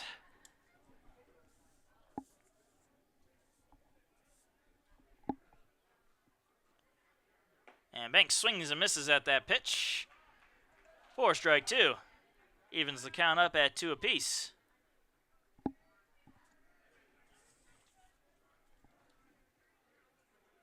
Here's the 2-2 pitch. And that's going to hit him. So another hit batter for the Pacers. That's Banks' second time being hit by a pitch today. The catcher, Max Schoen. And that'll bring up Max Schoen, who has struck out and singled today, both of which were in the second inning during that big Pacer rally.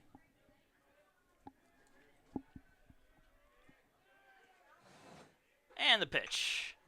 That'll be a fly ball into shallow right field and caught for the first out of the inning.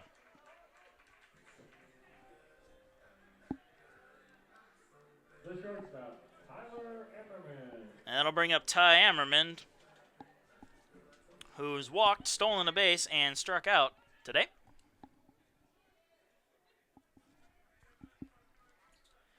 Ammerman will be working with a man on first and one out. Going to be in there for call strike one.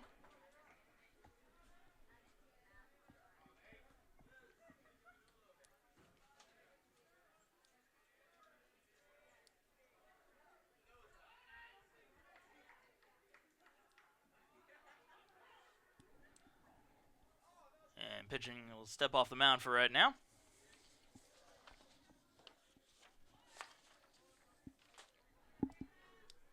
Greer deals.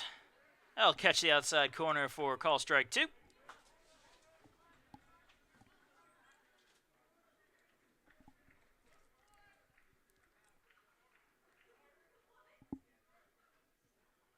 And the 0-2 pitch. It's going to be outside. A nice job there by Gray to block that and keep it from going past him. That'll keep the runner at first base. Count now 1-2 to Ammerman.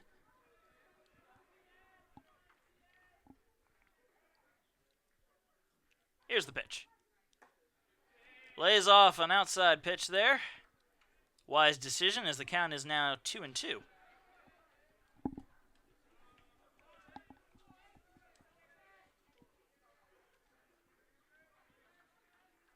2-2 pitch to Ammerman is a swing and a miss for strike three. That'll be the second out of the inning. And that'll bring up Luke Westerberg, who has struck out and has been one of the many Pacers hit by a pitch today. Westerberg. A little meeting of the umpires right now.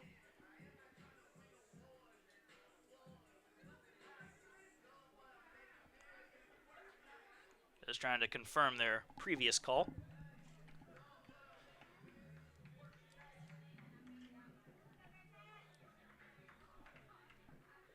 So Westerberg steps into the box with 2 men down and a runner on first. And the pitch. Just misses inside for ball one.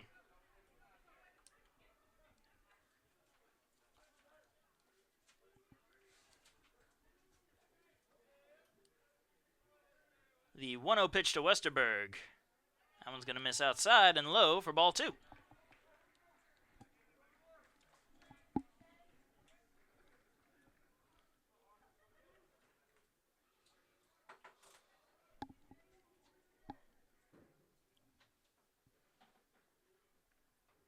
And the pitch. It'll be grounded towards short. Fielded, and the throw to first is in time for the final out of the inning. So no runs, no hits, and a hit batsman will leave one man stranded as the Pacers go into the top of the 6th inning, leading 7-2. We'll be right back.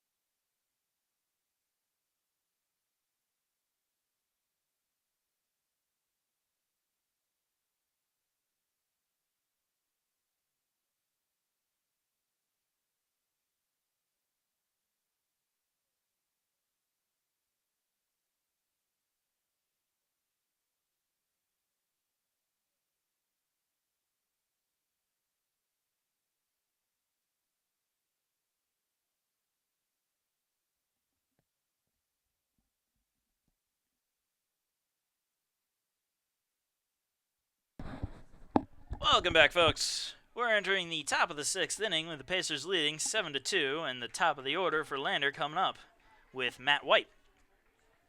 White's 0 for 2 with a strikeout, ground out, and a walk today. And here's the first pitch. And that's a strike. Pacers have a new pitcher in there. Relieving Nick Yobi is Austin Deal. Yobi has given up only 2 runs on 11 hits and has 6 strikeouts on the day as that pitch is sent deep into left field. It's going back, and it is gone. So there's a home run by Matt White. The second home run of the day for Lander, and that'll be the 3rd overall run for them as they now trail the Pacers 7-3.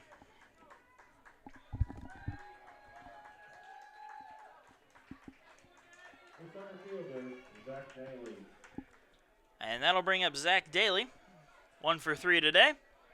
He has a base hit, a flyout, and a ground out to first base. He'll be coming up with nobody on and nobody out, thanks to that home run.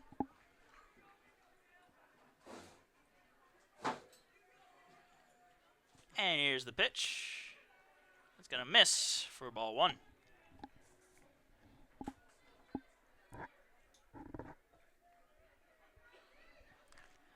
And Deal deals. That one's going to miss for ball 2.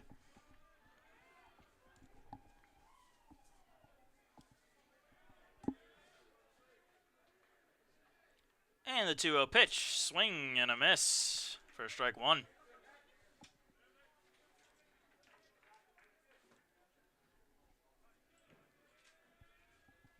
2-1's the count now. He did not check his swing in time. So that'll even up the count at 2-2.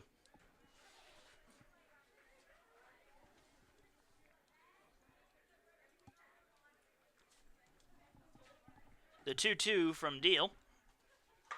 It's going to be grounded towards first base. Pereira knocks it down. Flips it to Deal at first for the first out of the inning.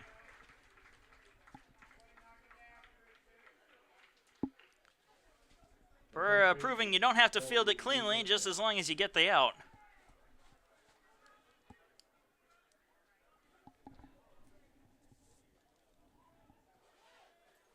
That'll bring up the first baseman Colby Lusignan, who is 2 for 3 today with 2 singles and a strikeout as he swings at the first pitch for strike 1.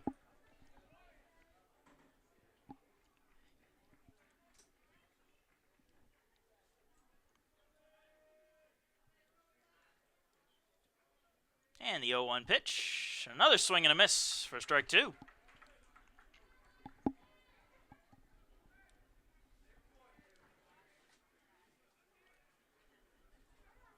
Lusignan with a couple of those swings looking like he wanted to join the home run club tonight as he awaits the 0-2 pitch. And that's a base hit, and the bat traveled almost as far as the ball did on that one. So he'll be safe at first base with a 1-out single.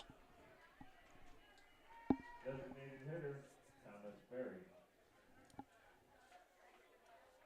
And that'll bring up the DH, Thomas Berry, who is 2 for 3 today with a double, a flyout, and that 2-run home run that we saw in the top of the last inning. He'll have an opportunity to repeat that with a runner on first and 1 out. And he'll lay off that outside pitch for ball 1.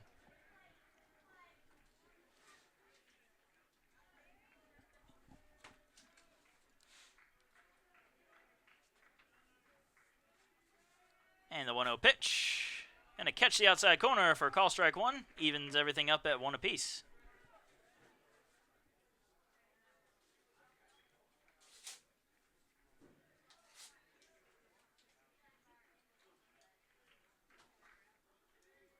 Here's the 1-1 pitch. That one's going to miss the strike zone for ball 2.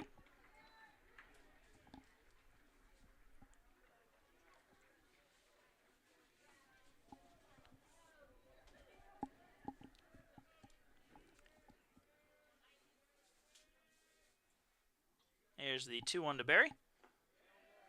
That one's going to be in the dirt for ball 3. Count now 3-1.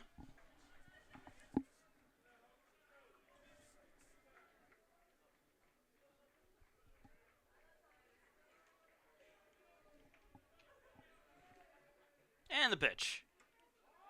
Just going to miss on the inside part of the plate there for the walk.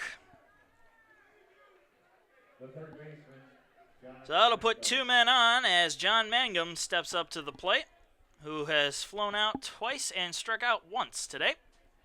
He'll have 2 men on with 1 out here in a 7-3 ball game. And Coach Thomas is coming out to the mound now, and he's going to make the call to the bullpen. So we'll be right back as the Pacers lead 7-3 here in the top of the 6th inning, and we're going to have a quick little pitching change. We'll be right back.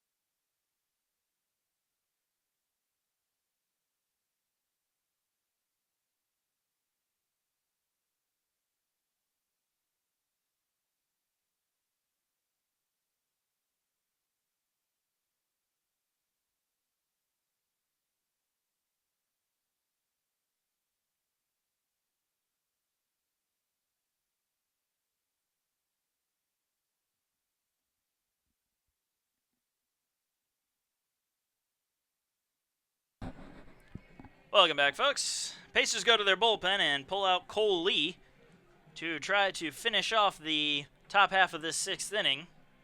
He'll be facing a 1-out situation here with 2 men on, and John Mangum, the third baseman for Lander, up at the plate.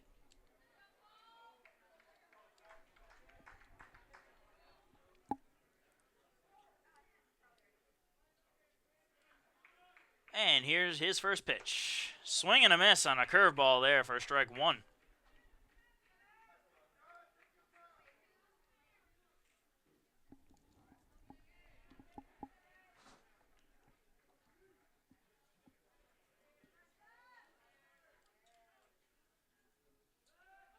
And making it look like he's going to check on the runner at second, but nobody's covering the bag. Just trying to keep him close there.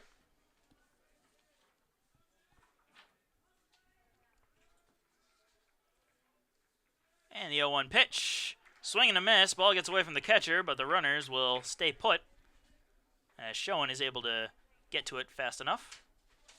Count now 0-2.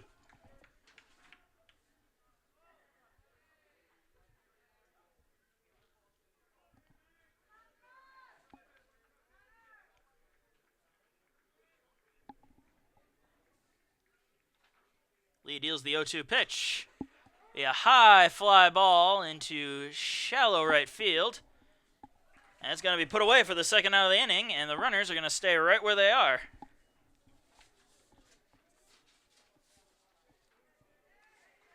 Left fielder, Taylor Kellner. That'll bring up Taylor Kellner, who is struck out, grounded out, and grounded out. Grounded out twice and 1 strikeout.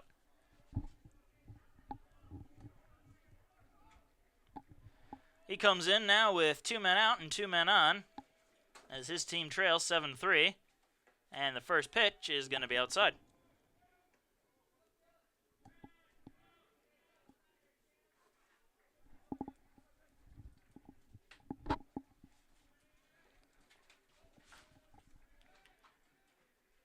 The 1-0 pitch from Lee. That one's also going to miss the strike zone. Count now 2-0.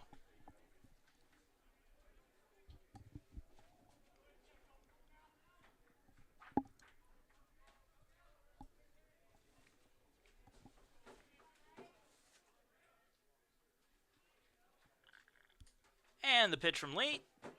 That's going to be fouled into the dirt and behind the plate for the first strike. So the count is now 2-1.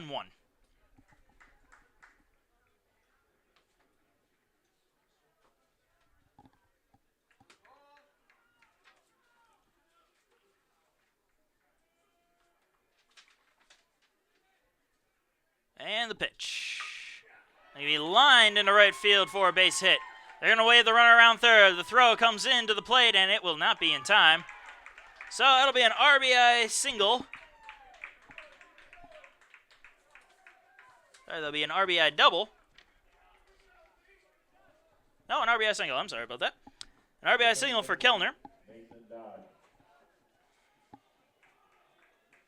And that'll bring up Mason Dodd, who was singled in all 3 of his appearances today. And he'll be working with 2 men on and 2 men out in a 7-4 ball game here in the top of the 6th inning.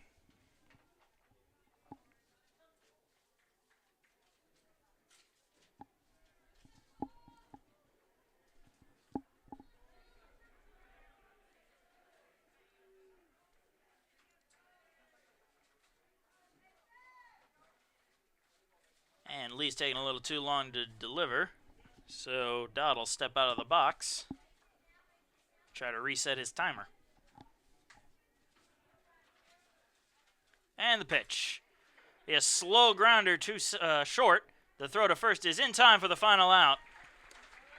But Lander manages to chip away at this Pacer lead again. They score 2 runs in this top half of the inning to cut the Pacer lead from 7-2 to now 7-4. Pacers coming up to try to re-extend their lead in the bottom half of this inning. We'll be right back.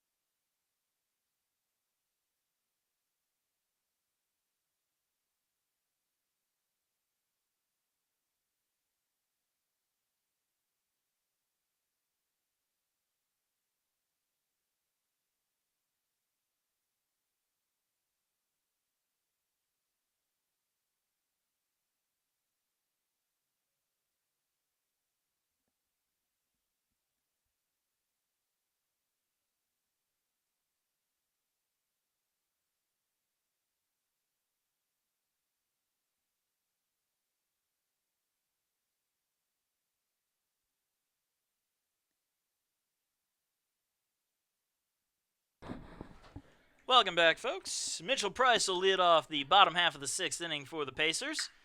And he's going to hit a fly ball into deep left field, and they're just not even going to go for it. That ball is gone! A solo shot for Mitchell Price on the first pitch of this inning.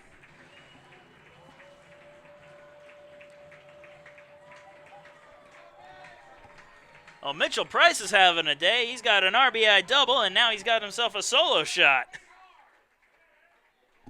And that'll increase the Pacer lead to 8-4 now. Starting to make up for a little bit of that. A little bit of the runs that they gave up. And Mercado now is going to step up to the plate. And he's going to hit one foul and out of play.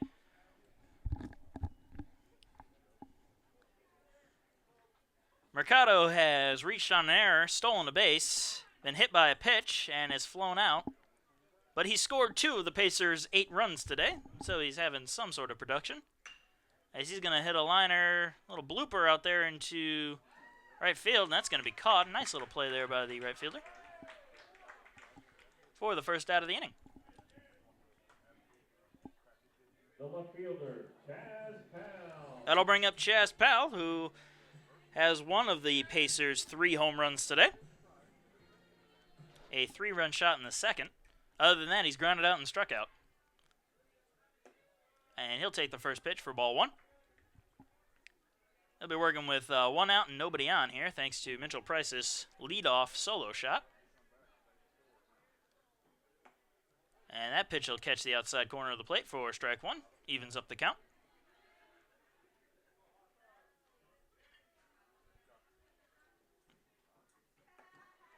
That one will also catch the outside part of the plate for strike number 2. 1-2 the count to Chaz Powell.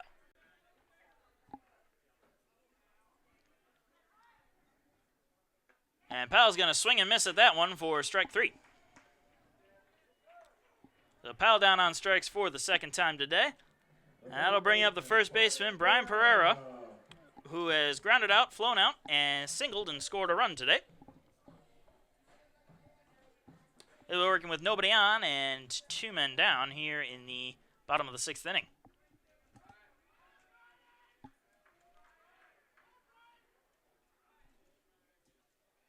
And the first pitch, swing and a miss on an off-speeder. That'll make the count 0-1.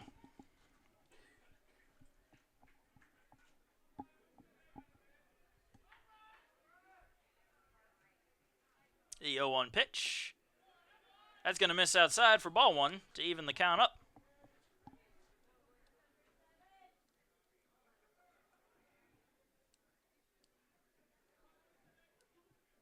And the pitch. That's going to be way outside for ball 2. That's what you call a curveball that didn't quite curve. 2-1 pitch. He grounded to the first baseman on a one-hopper, and he'll take it himself for the final out of the inning. But Mitchell Price manages to increase the Pacer lead to 4 once again on his leadoff solo shot in the bottom half of this inning. We're going into the 7th. Pacers lead 8-4.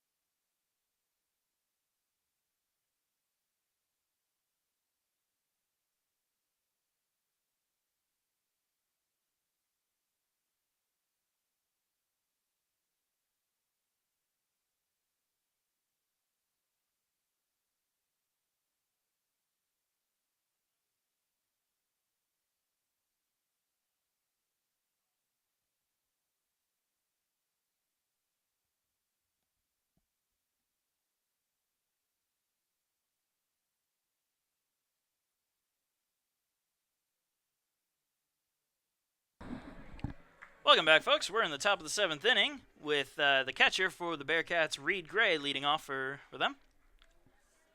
Pacers making one change out there in the infield. Joey Smithers takes over for Skylar Mercado at second base.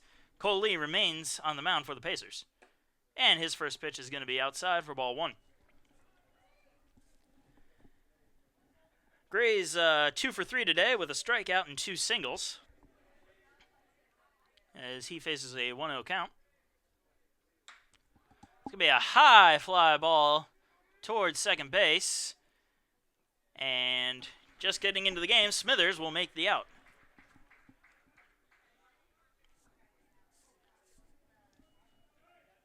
The right fielder, Alex Conaway. That'll bring up Alex Conaway, who has struck out and singled today.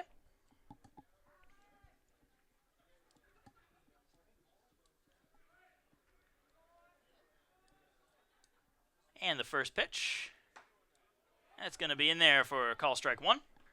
0-1 the count with 1 out and nobody on.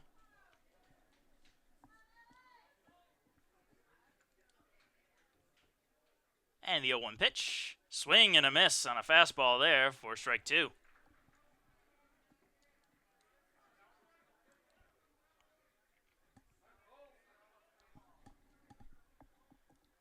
And Conaway awaits the 0-2 pitch. Swing and a miss. Strike 3 for the second out of the inning.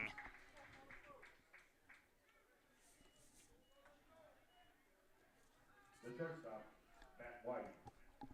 And that'll bring us back to the top of the order for Lander, as Matt White, who homered his last time up, steps into the box. Other than that home run, he struck out, grounded out, and walked today.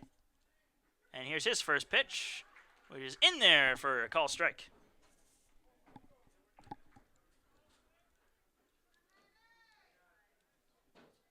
And the 0-1 pitch to White.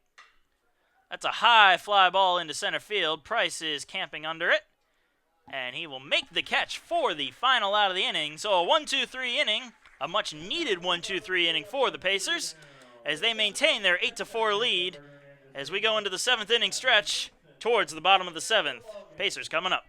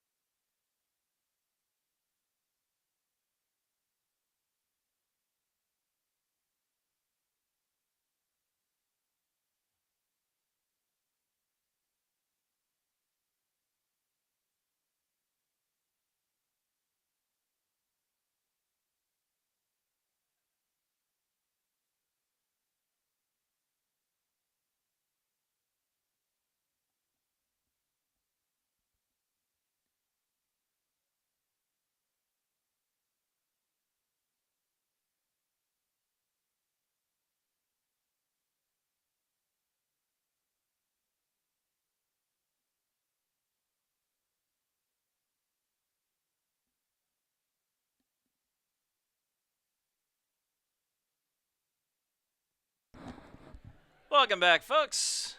We're going into the bottom of the 7th inning here with the Pacers leading 8-4 and Zach Moon up at the plate. And his first pitch is going to be in the dirt for ball 1. Moon is 2 for 3 today with a 2-run home run in the first, an RBI double in the second, and a groundout in the fourth. And the 1-0 pitch is going to hit him. Another Pacer batter has been hit today. And that will bring up John Banks, who has been hit by a pitch twice today, both of which were in his last time up. Other than that, he's 0 for 1 with a fly out. Third baseman, John Banks.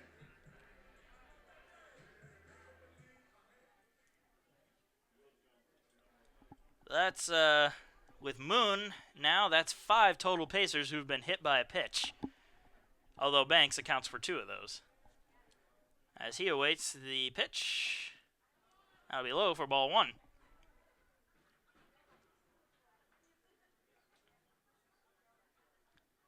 And going to be a little meeting at the mound here for Lander.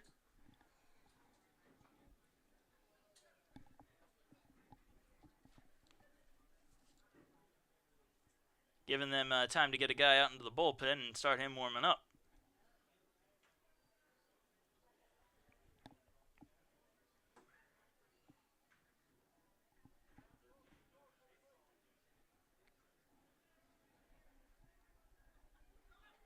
So after the meeting on the mound, Moon will walk back up to the plate and await the 1-0 pitch.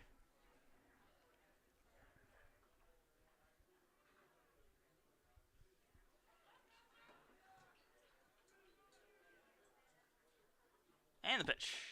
That's going to catch the outside corner there for a call strike. That'll even the count up at 1-1.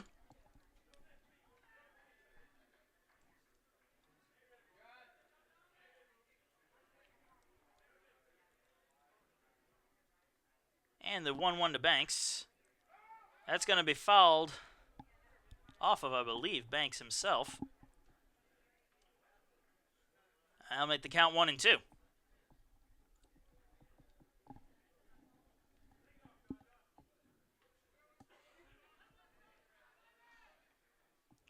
One ball, 2 strikes, a runner on first, and nobody out here in the top of the bottom of the 7th. Pacers leading 8-4.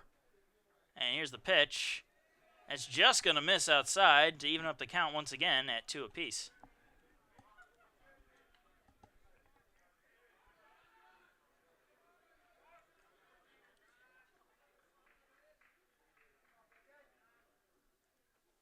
And the 2-2 pitch.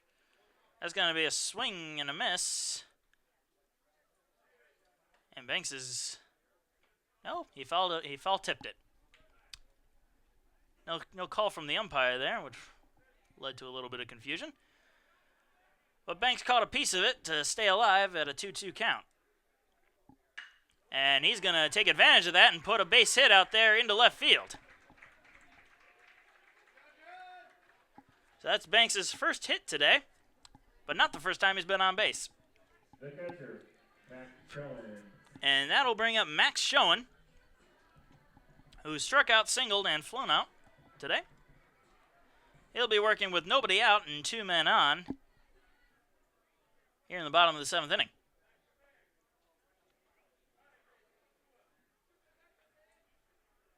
And here's the first pitch to Schoen. That's just going to be on the strike zone there for strike 1.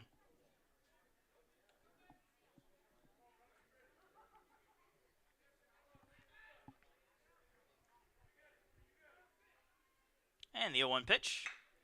Grounded, too short. They're going to try to turn 2 here. There's 1. The throw to first is in time for the second out.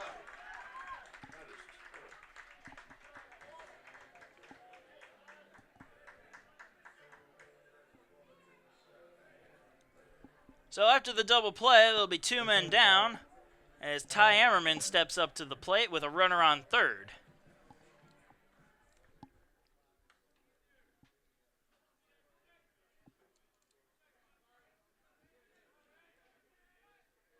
The first pitch to Ammerman.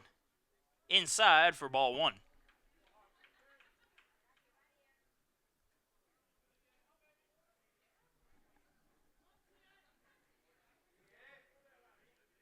And the pitch. That's just going to catch the outside corner there for strike 1. Evens up the count at 1 ball and 1 strike. 2 men down and a runner on third for Ammerman. That's going to be a fly ball into right field. And they're going to make the catch for the final out of the inning. So Pacers threaten to score but are unable to bring their men home. But they continue to lead Lander 8-4 as we go into the top of the 8th inning by that score.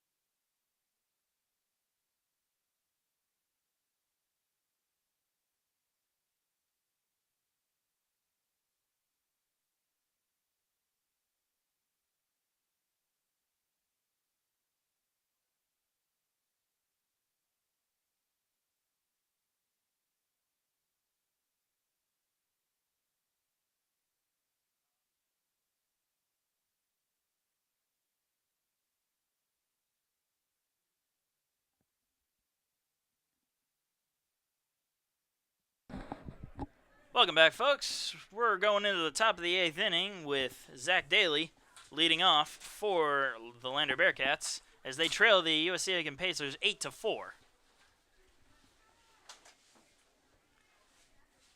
And the first pitch in there for call strike. Daly is 1 for 4 today. He singled in the first, but is grounded out twice and flown out once. And that's going to be call ball 1.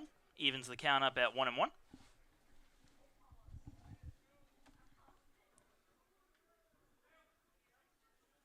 And the 1-1 pitch. Grounded foul for strike 2.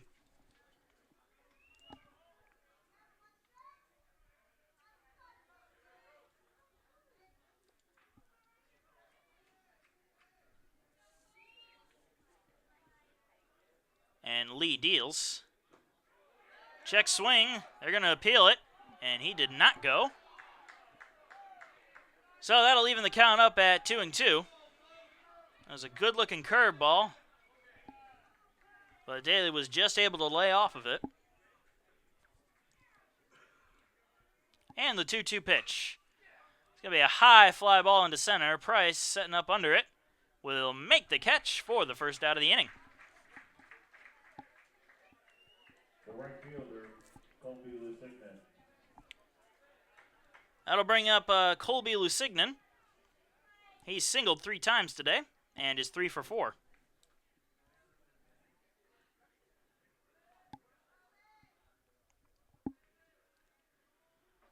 And the first pitch. Curveball in there for strike 1. He's dealing with an 0-1 count with 1 out and nobody on here. And then an 8-4 ball game in the top of the 8th inning. And the 0-1 pitch. It's going to be fouled for strike 2.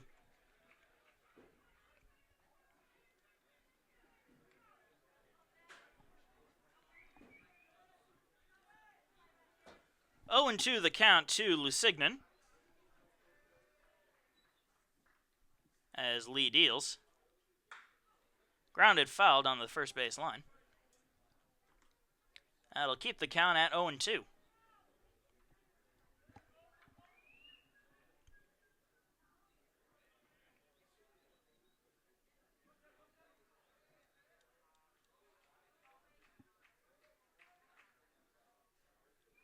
And the pitch from Lee.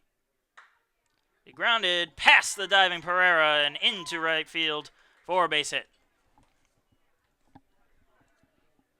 So that's Lusignan's 4th hit today, all of which have been base hits. And that'll bring up Thomas Berry. He is 2 for 3 today with a double, a 2-run home run, a flyout, and a walk. He'll be working with 1 out and 1 man on as his team trails 8-4.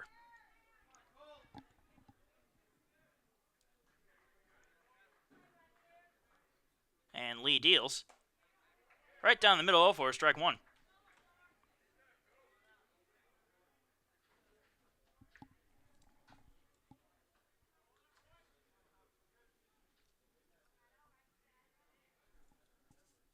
Berry awaits the 0-1 pitch. It's going to catch the outside corner for a strike 2. 0-2 the count.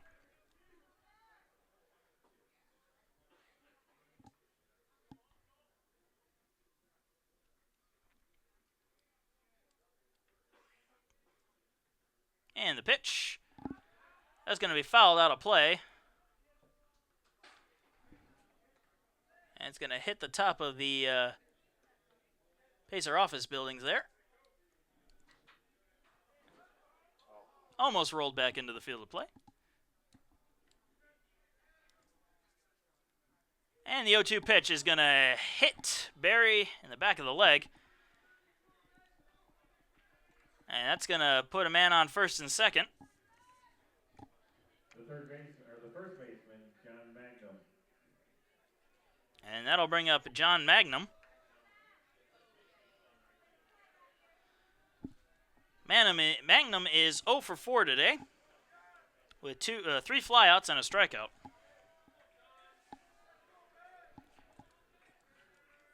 He'll be working with 2 men on and 1 out here in the top of the 8th inning. Pitch from Lee is going to be on the outside corner for a call strike one.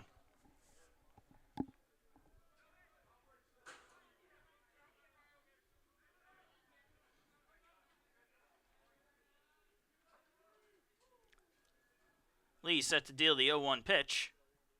It's going to be outside by a bit there for a 1-1 count.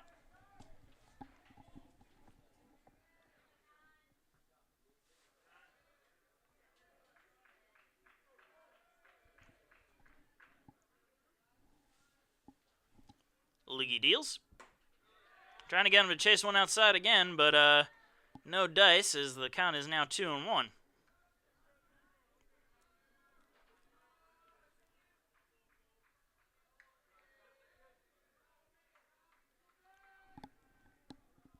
The 2-1 from Lee. It's going to be grounded slowly towards short. They're going to try to get two here. There's one. The throw to first is in time for the double play. So the Pacers once again working out of a jam with a nice double play there. And the Pacers will maintain their 8-4 lead as we go into the bottom of the 8th inning by that score. We'll be right back.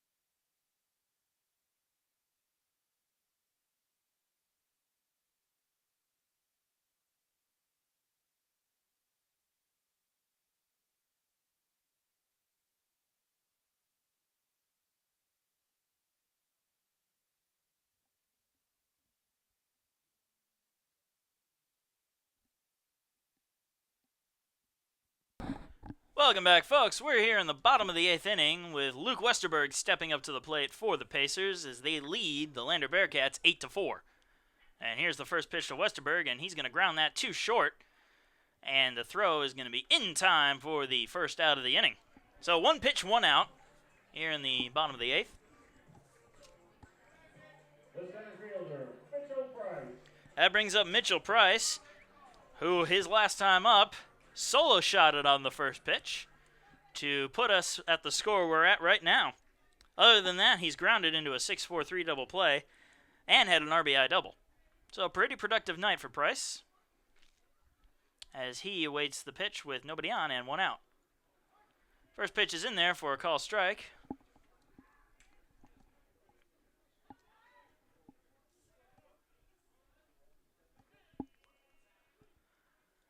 Here's the 0-1 pitch. That's going to be out there for a ball. So it's ones across the board. At bat number 1. 1 ball, 1 strike, and 1 out. I like it when things work out like that. And the 1-1 pitch. That's going to be foul for strike 2.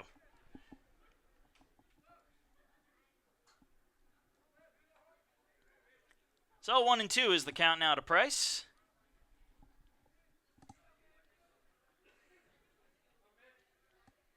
And the pitch. That's going to be grounded past a diving third and shortstop for a base hit for Price. That'll put him at 3 for 4 on the day. The second baseman, Joey Smithers. And that'll bring up Joey Smithers, who came in to replace Skyler Mercado at second base.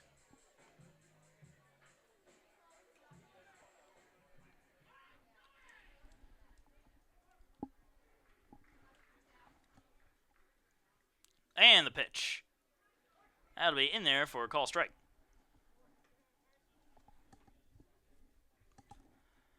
Owen won the count with 1 out and 1 man on in the bottom of the 8th inning. The pitch, that's going to be low for ball 1. Now the count is 1-1 with 1 on and 1 out in the bottom of the 8th inning. Pacers leading 8-4.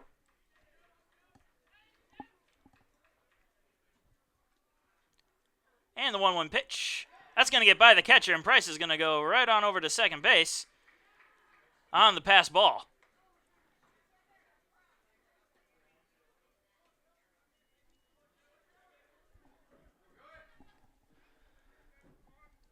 So with that, the count is now 2-1 with a runner on second base.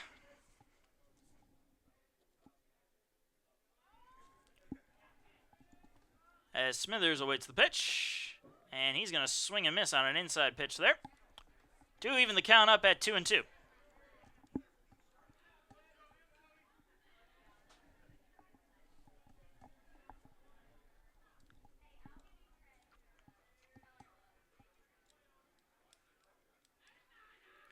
Here's the 2-2 pitch.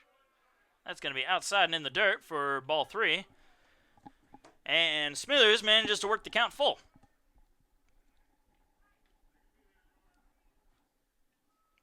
A little meeting between the shortstop and pitcher.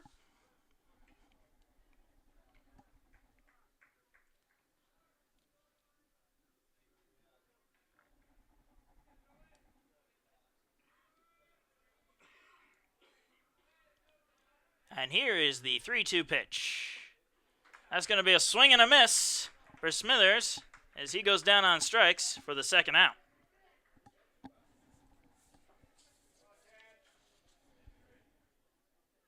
The left fielder, Chaz Powell. That'll bring up Chaz Powell, who is 1 for 4 today, but that 1 is a 3-run shot in the second inning.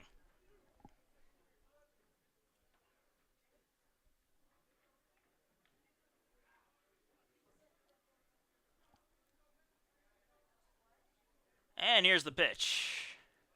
In the dirt for ball 1.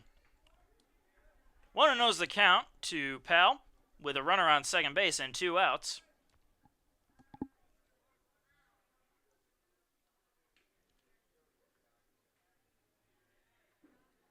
And Greer deals. It's going to be a high fly ball into center field. And they're going to make the catch for the final out of the inning. So no runs on 1 hit and no errors, as the Pacers will keep their 8-4 lead as we go into the top of the 9th inning, looking to close out the game and the series against Lander. We'll be right back.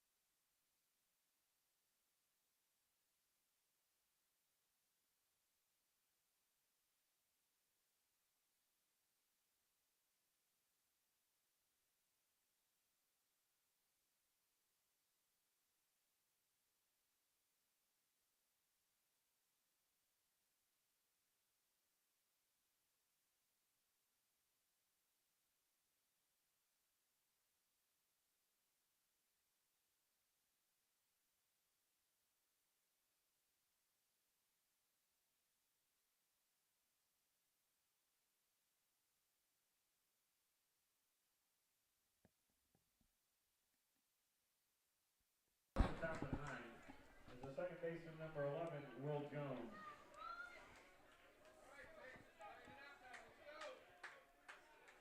Welcome back, folks. We're here on the top of the 9th inning. Pacers turn to Nick Jost to close it out, and they also put Charlie Padilla into the catching position to replace Max Schoen. And the first pitch is going to be a ball. Will Jones is the batter, coming in for Taylor Kellner.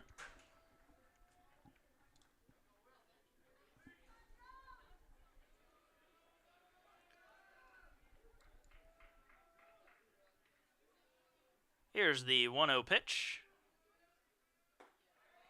In there for a strike. Evens up the count at 1-1. Pacers lead this game 8-4 here in the top of the 9th inning.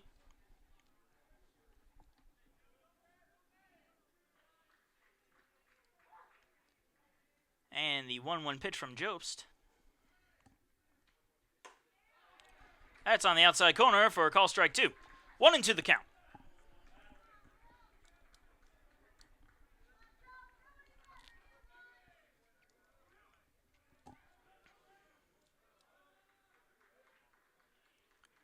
And here's the 1-2 pitch. In the dirt for ball 2. Evens up the count.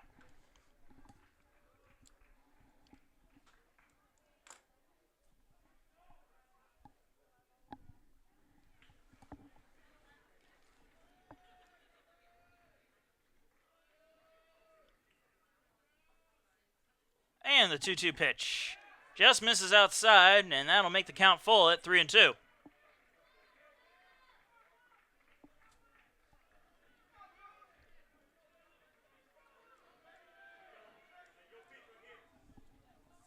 So, Jones has managed to work the count full. And Jost is going to try to get him out here. He's going to turn on that, and he's going to foul that one way out of play. And that'll keep the count where it is at 3-2.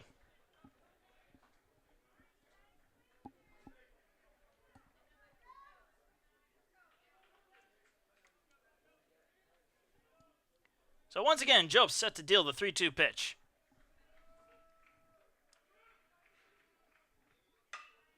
That's going to be a liner into left field, diving, and that's not going to be caught. Nice effort out there by Powell, but he's unable to come up with the out. Luckily, the ball did not get past him, so it's just going to hold Jones to a single. So 1 man on and nobody out here in the top of the 9th inning. As Mason Dodd steps up to the plate. He is 3 for 4 today with 3 singles and a groundout. And here's the pitch. That's going to be ball 1 and going to get away from Padilla. But the runner will not advance.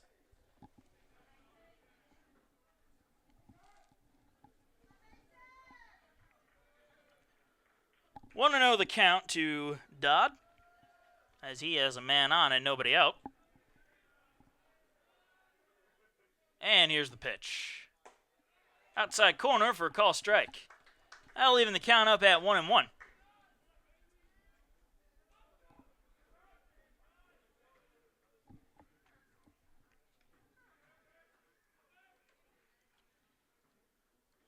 And the 1-1 pitch. It's going to miss outside for ball 2.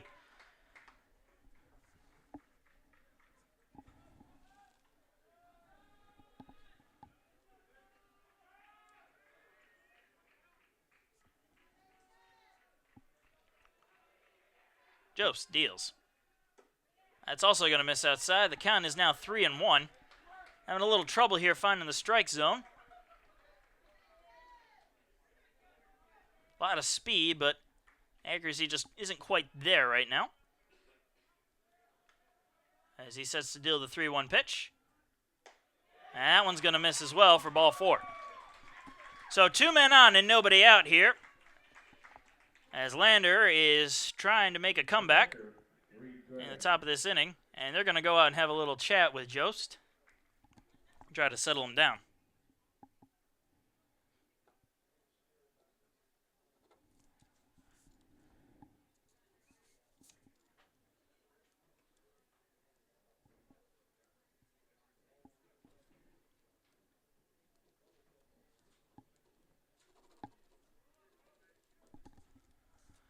And Pacers are going to have some men working out in their bullpen on the off chance that Jobst can't get it done.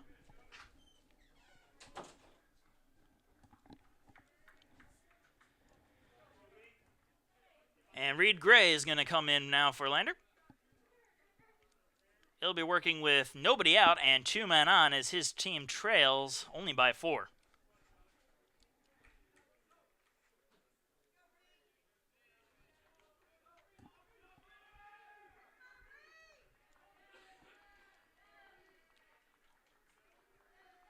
And here's the pitch. That's going to just barely miss on the outside there for ball 1. So 1-0 is the count. The 3rd straight ball that Jost has thrown. And the pitch. Runner's going to 3rd. The throw is in time. They catch the runner going from 2nd to 3rd for the first out of the inning. Heads up play there by everybody, by John Banks. Heads up play there to see the runner going, and a heads up play by Padilla to get that ball over to him.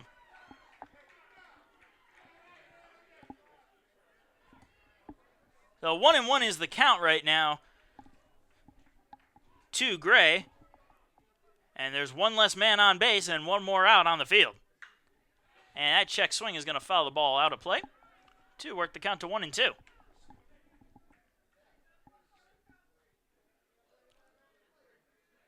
So now instead of having to worry about the rare triple play, the Pacers can possibly work the more common double play to close out this game. And the 1-2 pitch. And that'll be in there for strike 3, so I don't even have to worry about the double play. So Gray down looking on strikes. And that will bring up... That'll bring up a pinch hitter, Gatlin Minnick. And he represents the last hope right now for Lander.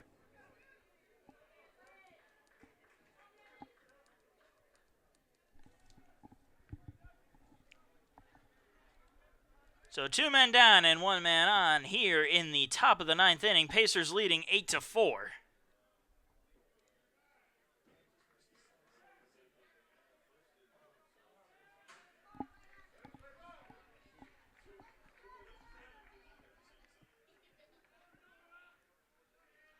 And here is the first pitch to Minnick.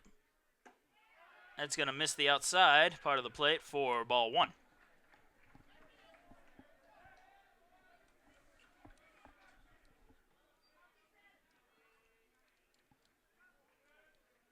Want to know the count.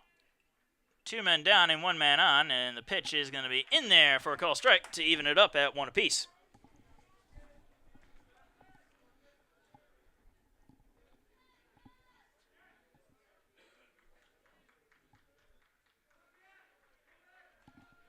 Here is the 1-1 pitch to Minnick. Right down the middle for strike 2. And the Bearcats are down to their last strike.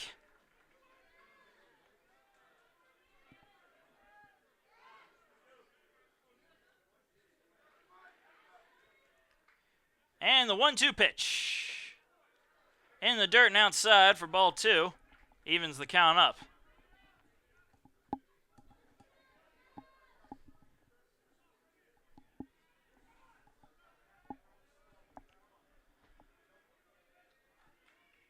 And the 2-2 pitch from Jobst. Just going to miss on the outside, trying to get him to chase there, and that'll work the count full.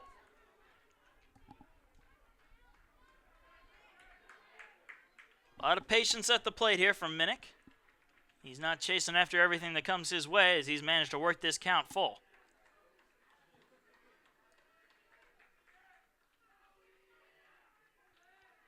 And the 3-2 pitch as the runner goes, and that's right down the middle for strike 3. Minnick down looking. The Pacers win this game by a score of 8-4. 4 runs for the Bearcats on 16 hits and 1 error, and 8 runs for the Pacers on 9 hits and 1 error as they managed to sweep Lander and improve to 10-1 on the season. We look forward to seeing you guys back here on March 2nd when the Pacers take on Payne. and March 4th when they start a two-game series with three-game series with Georgia Southwestern as they play them on March 4th and March 5th in a doubleheader.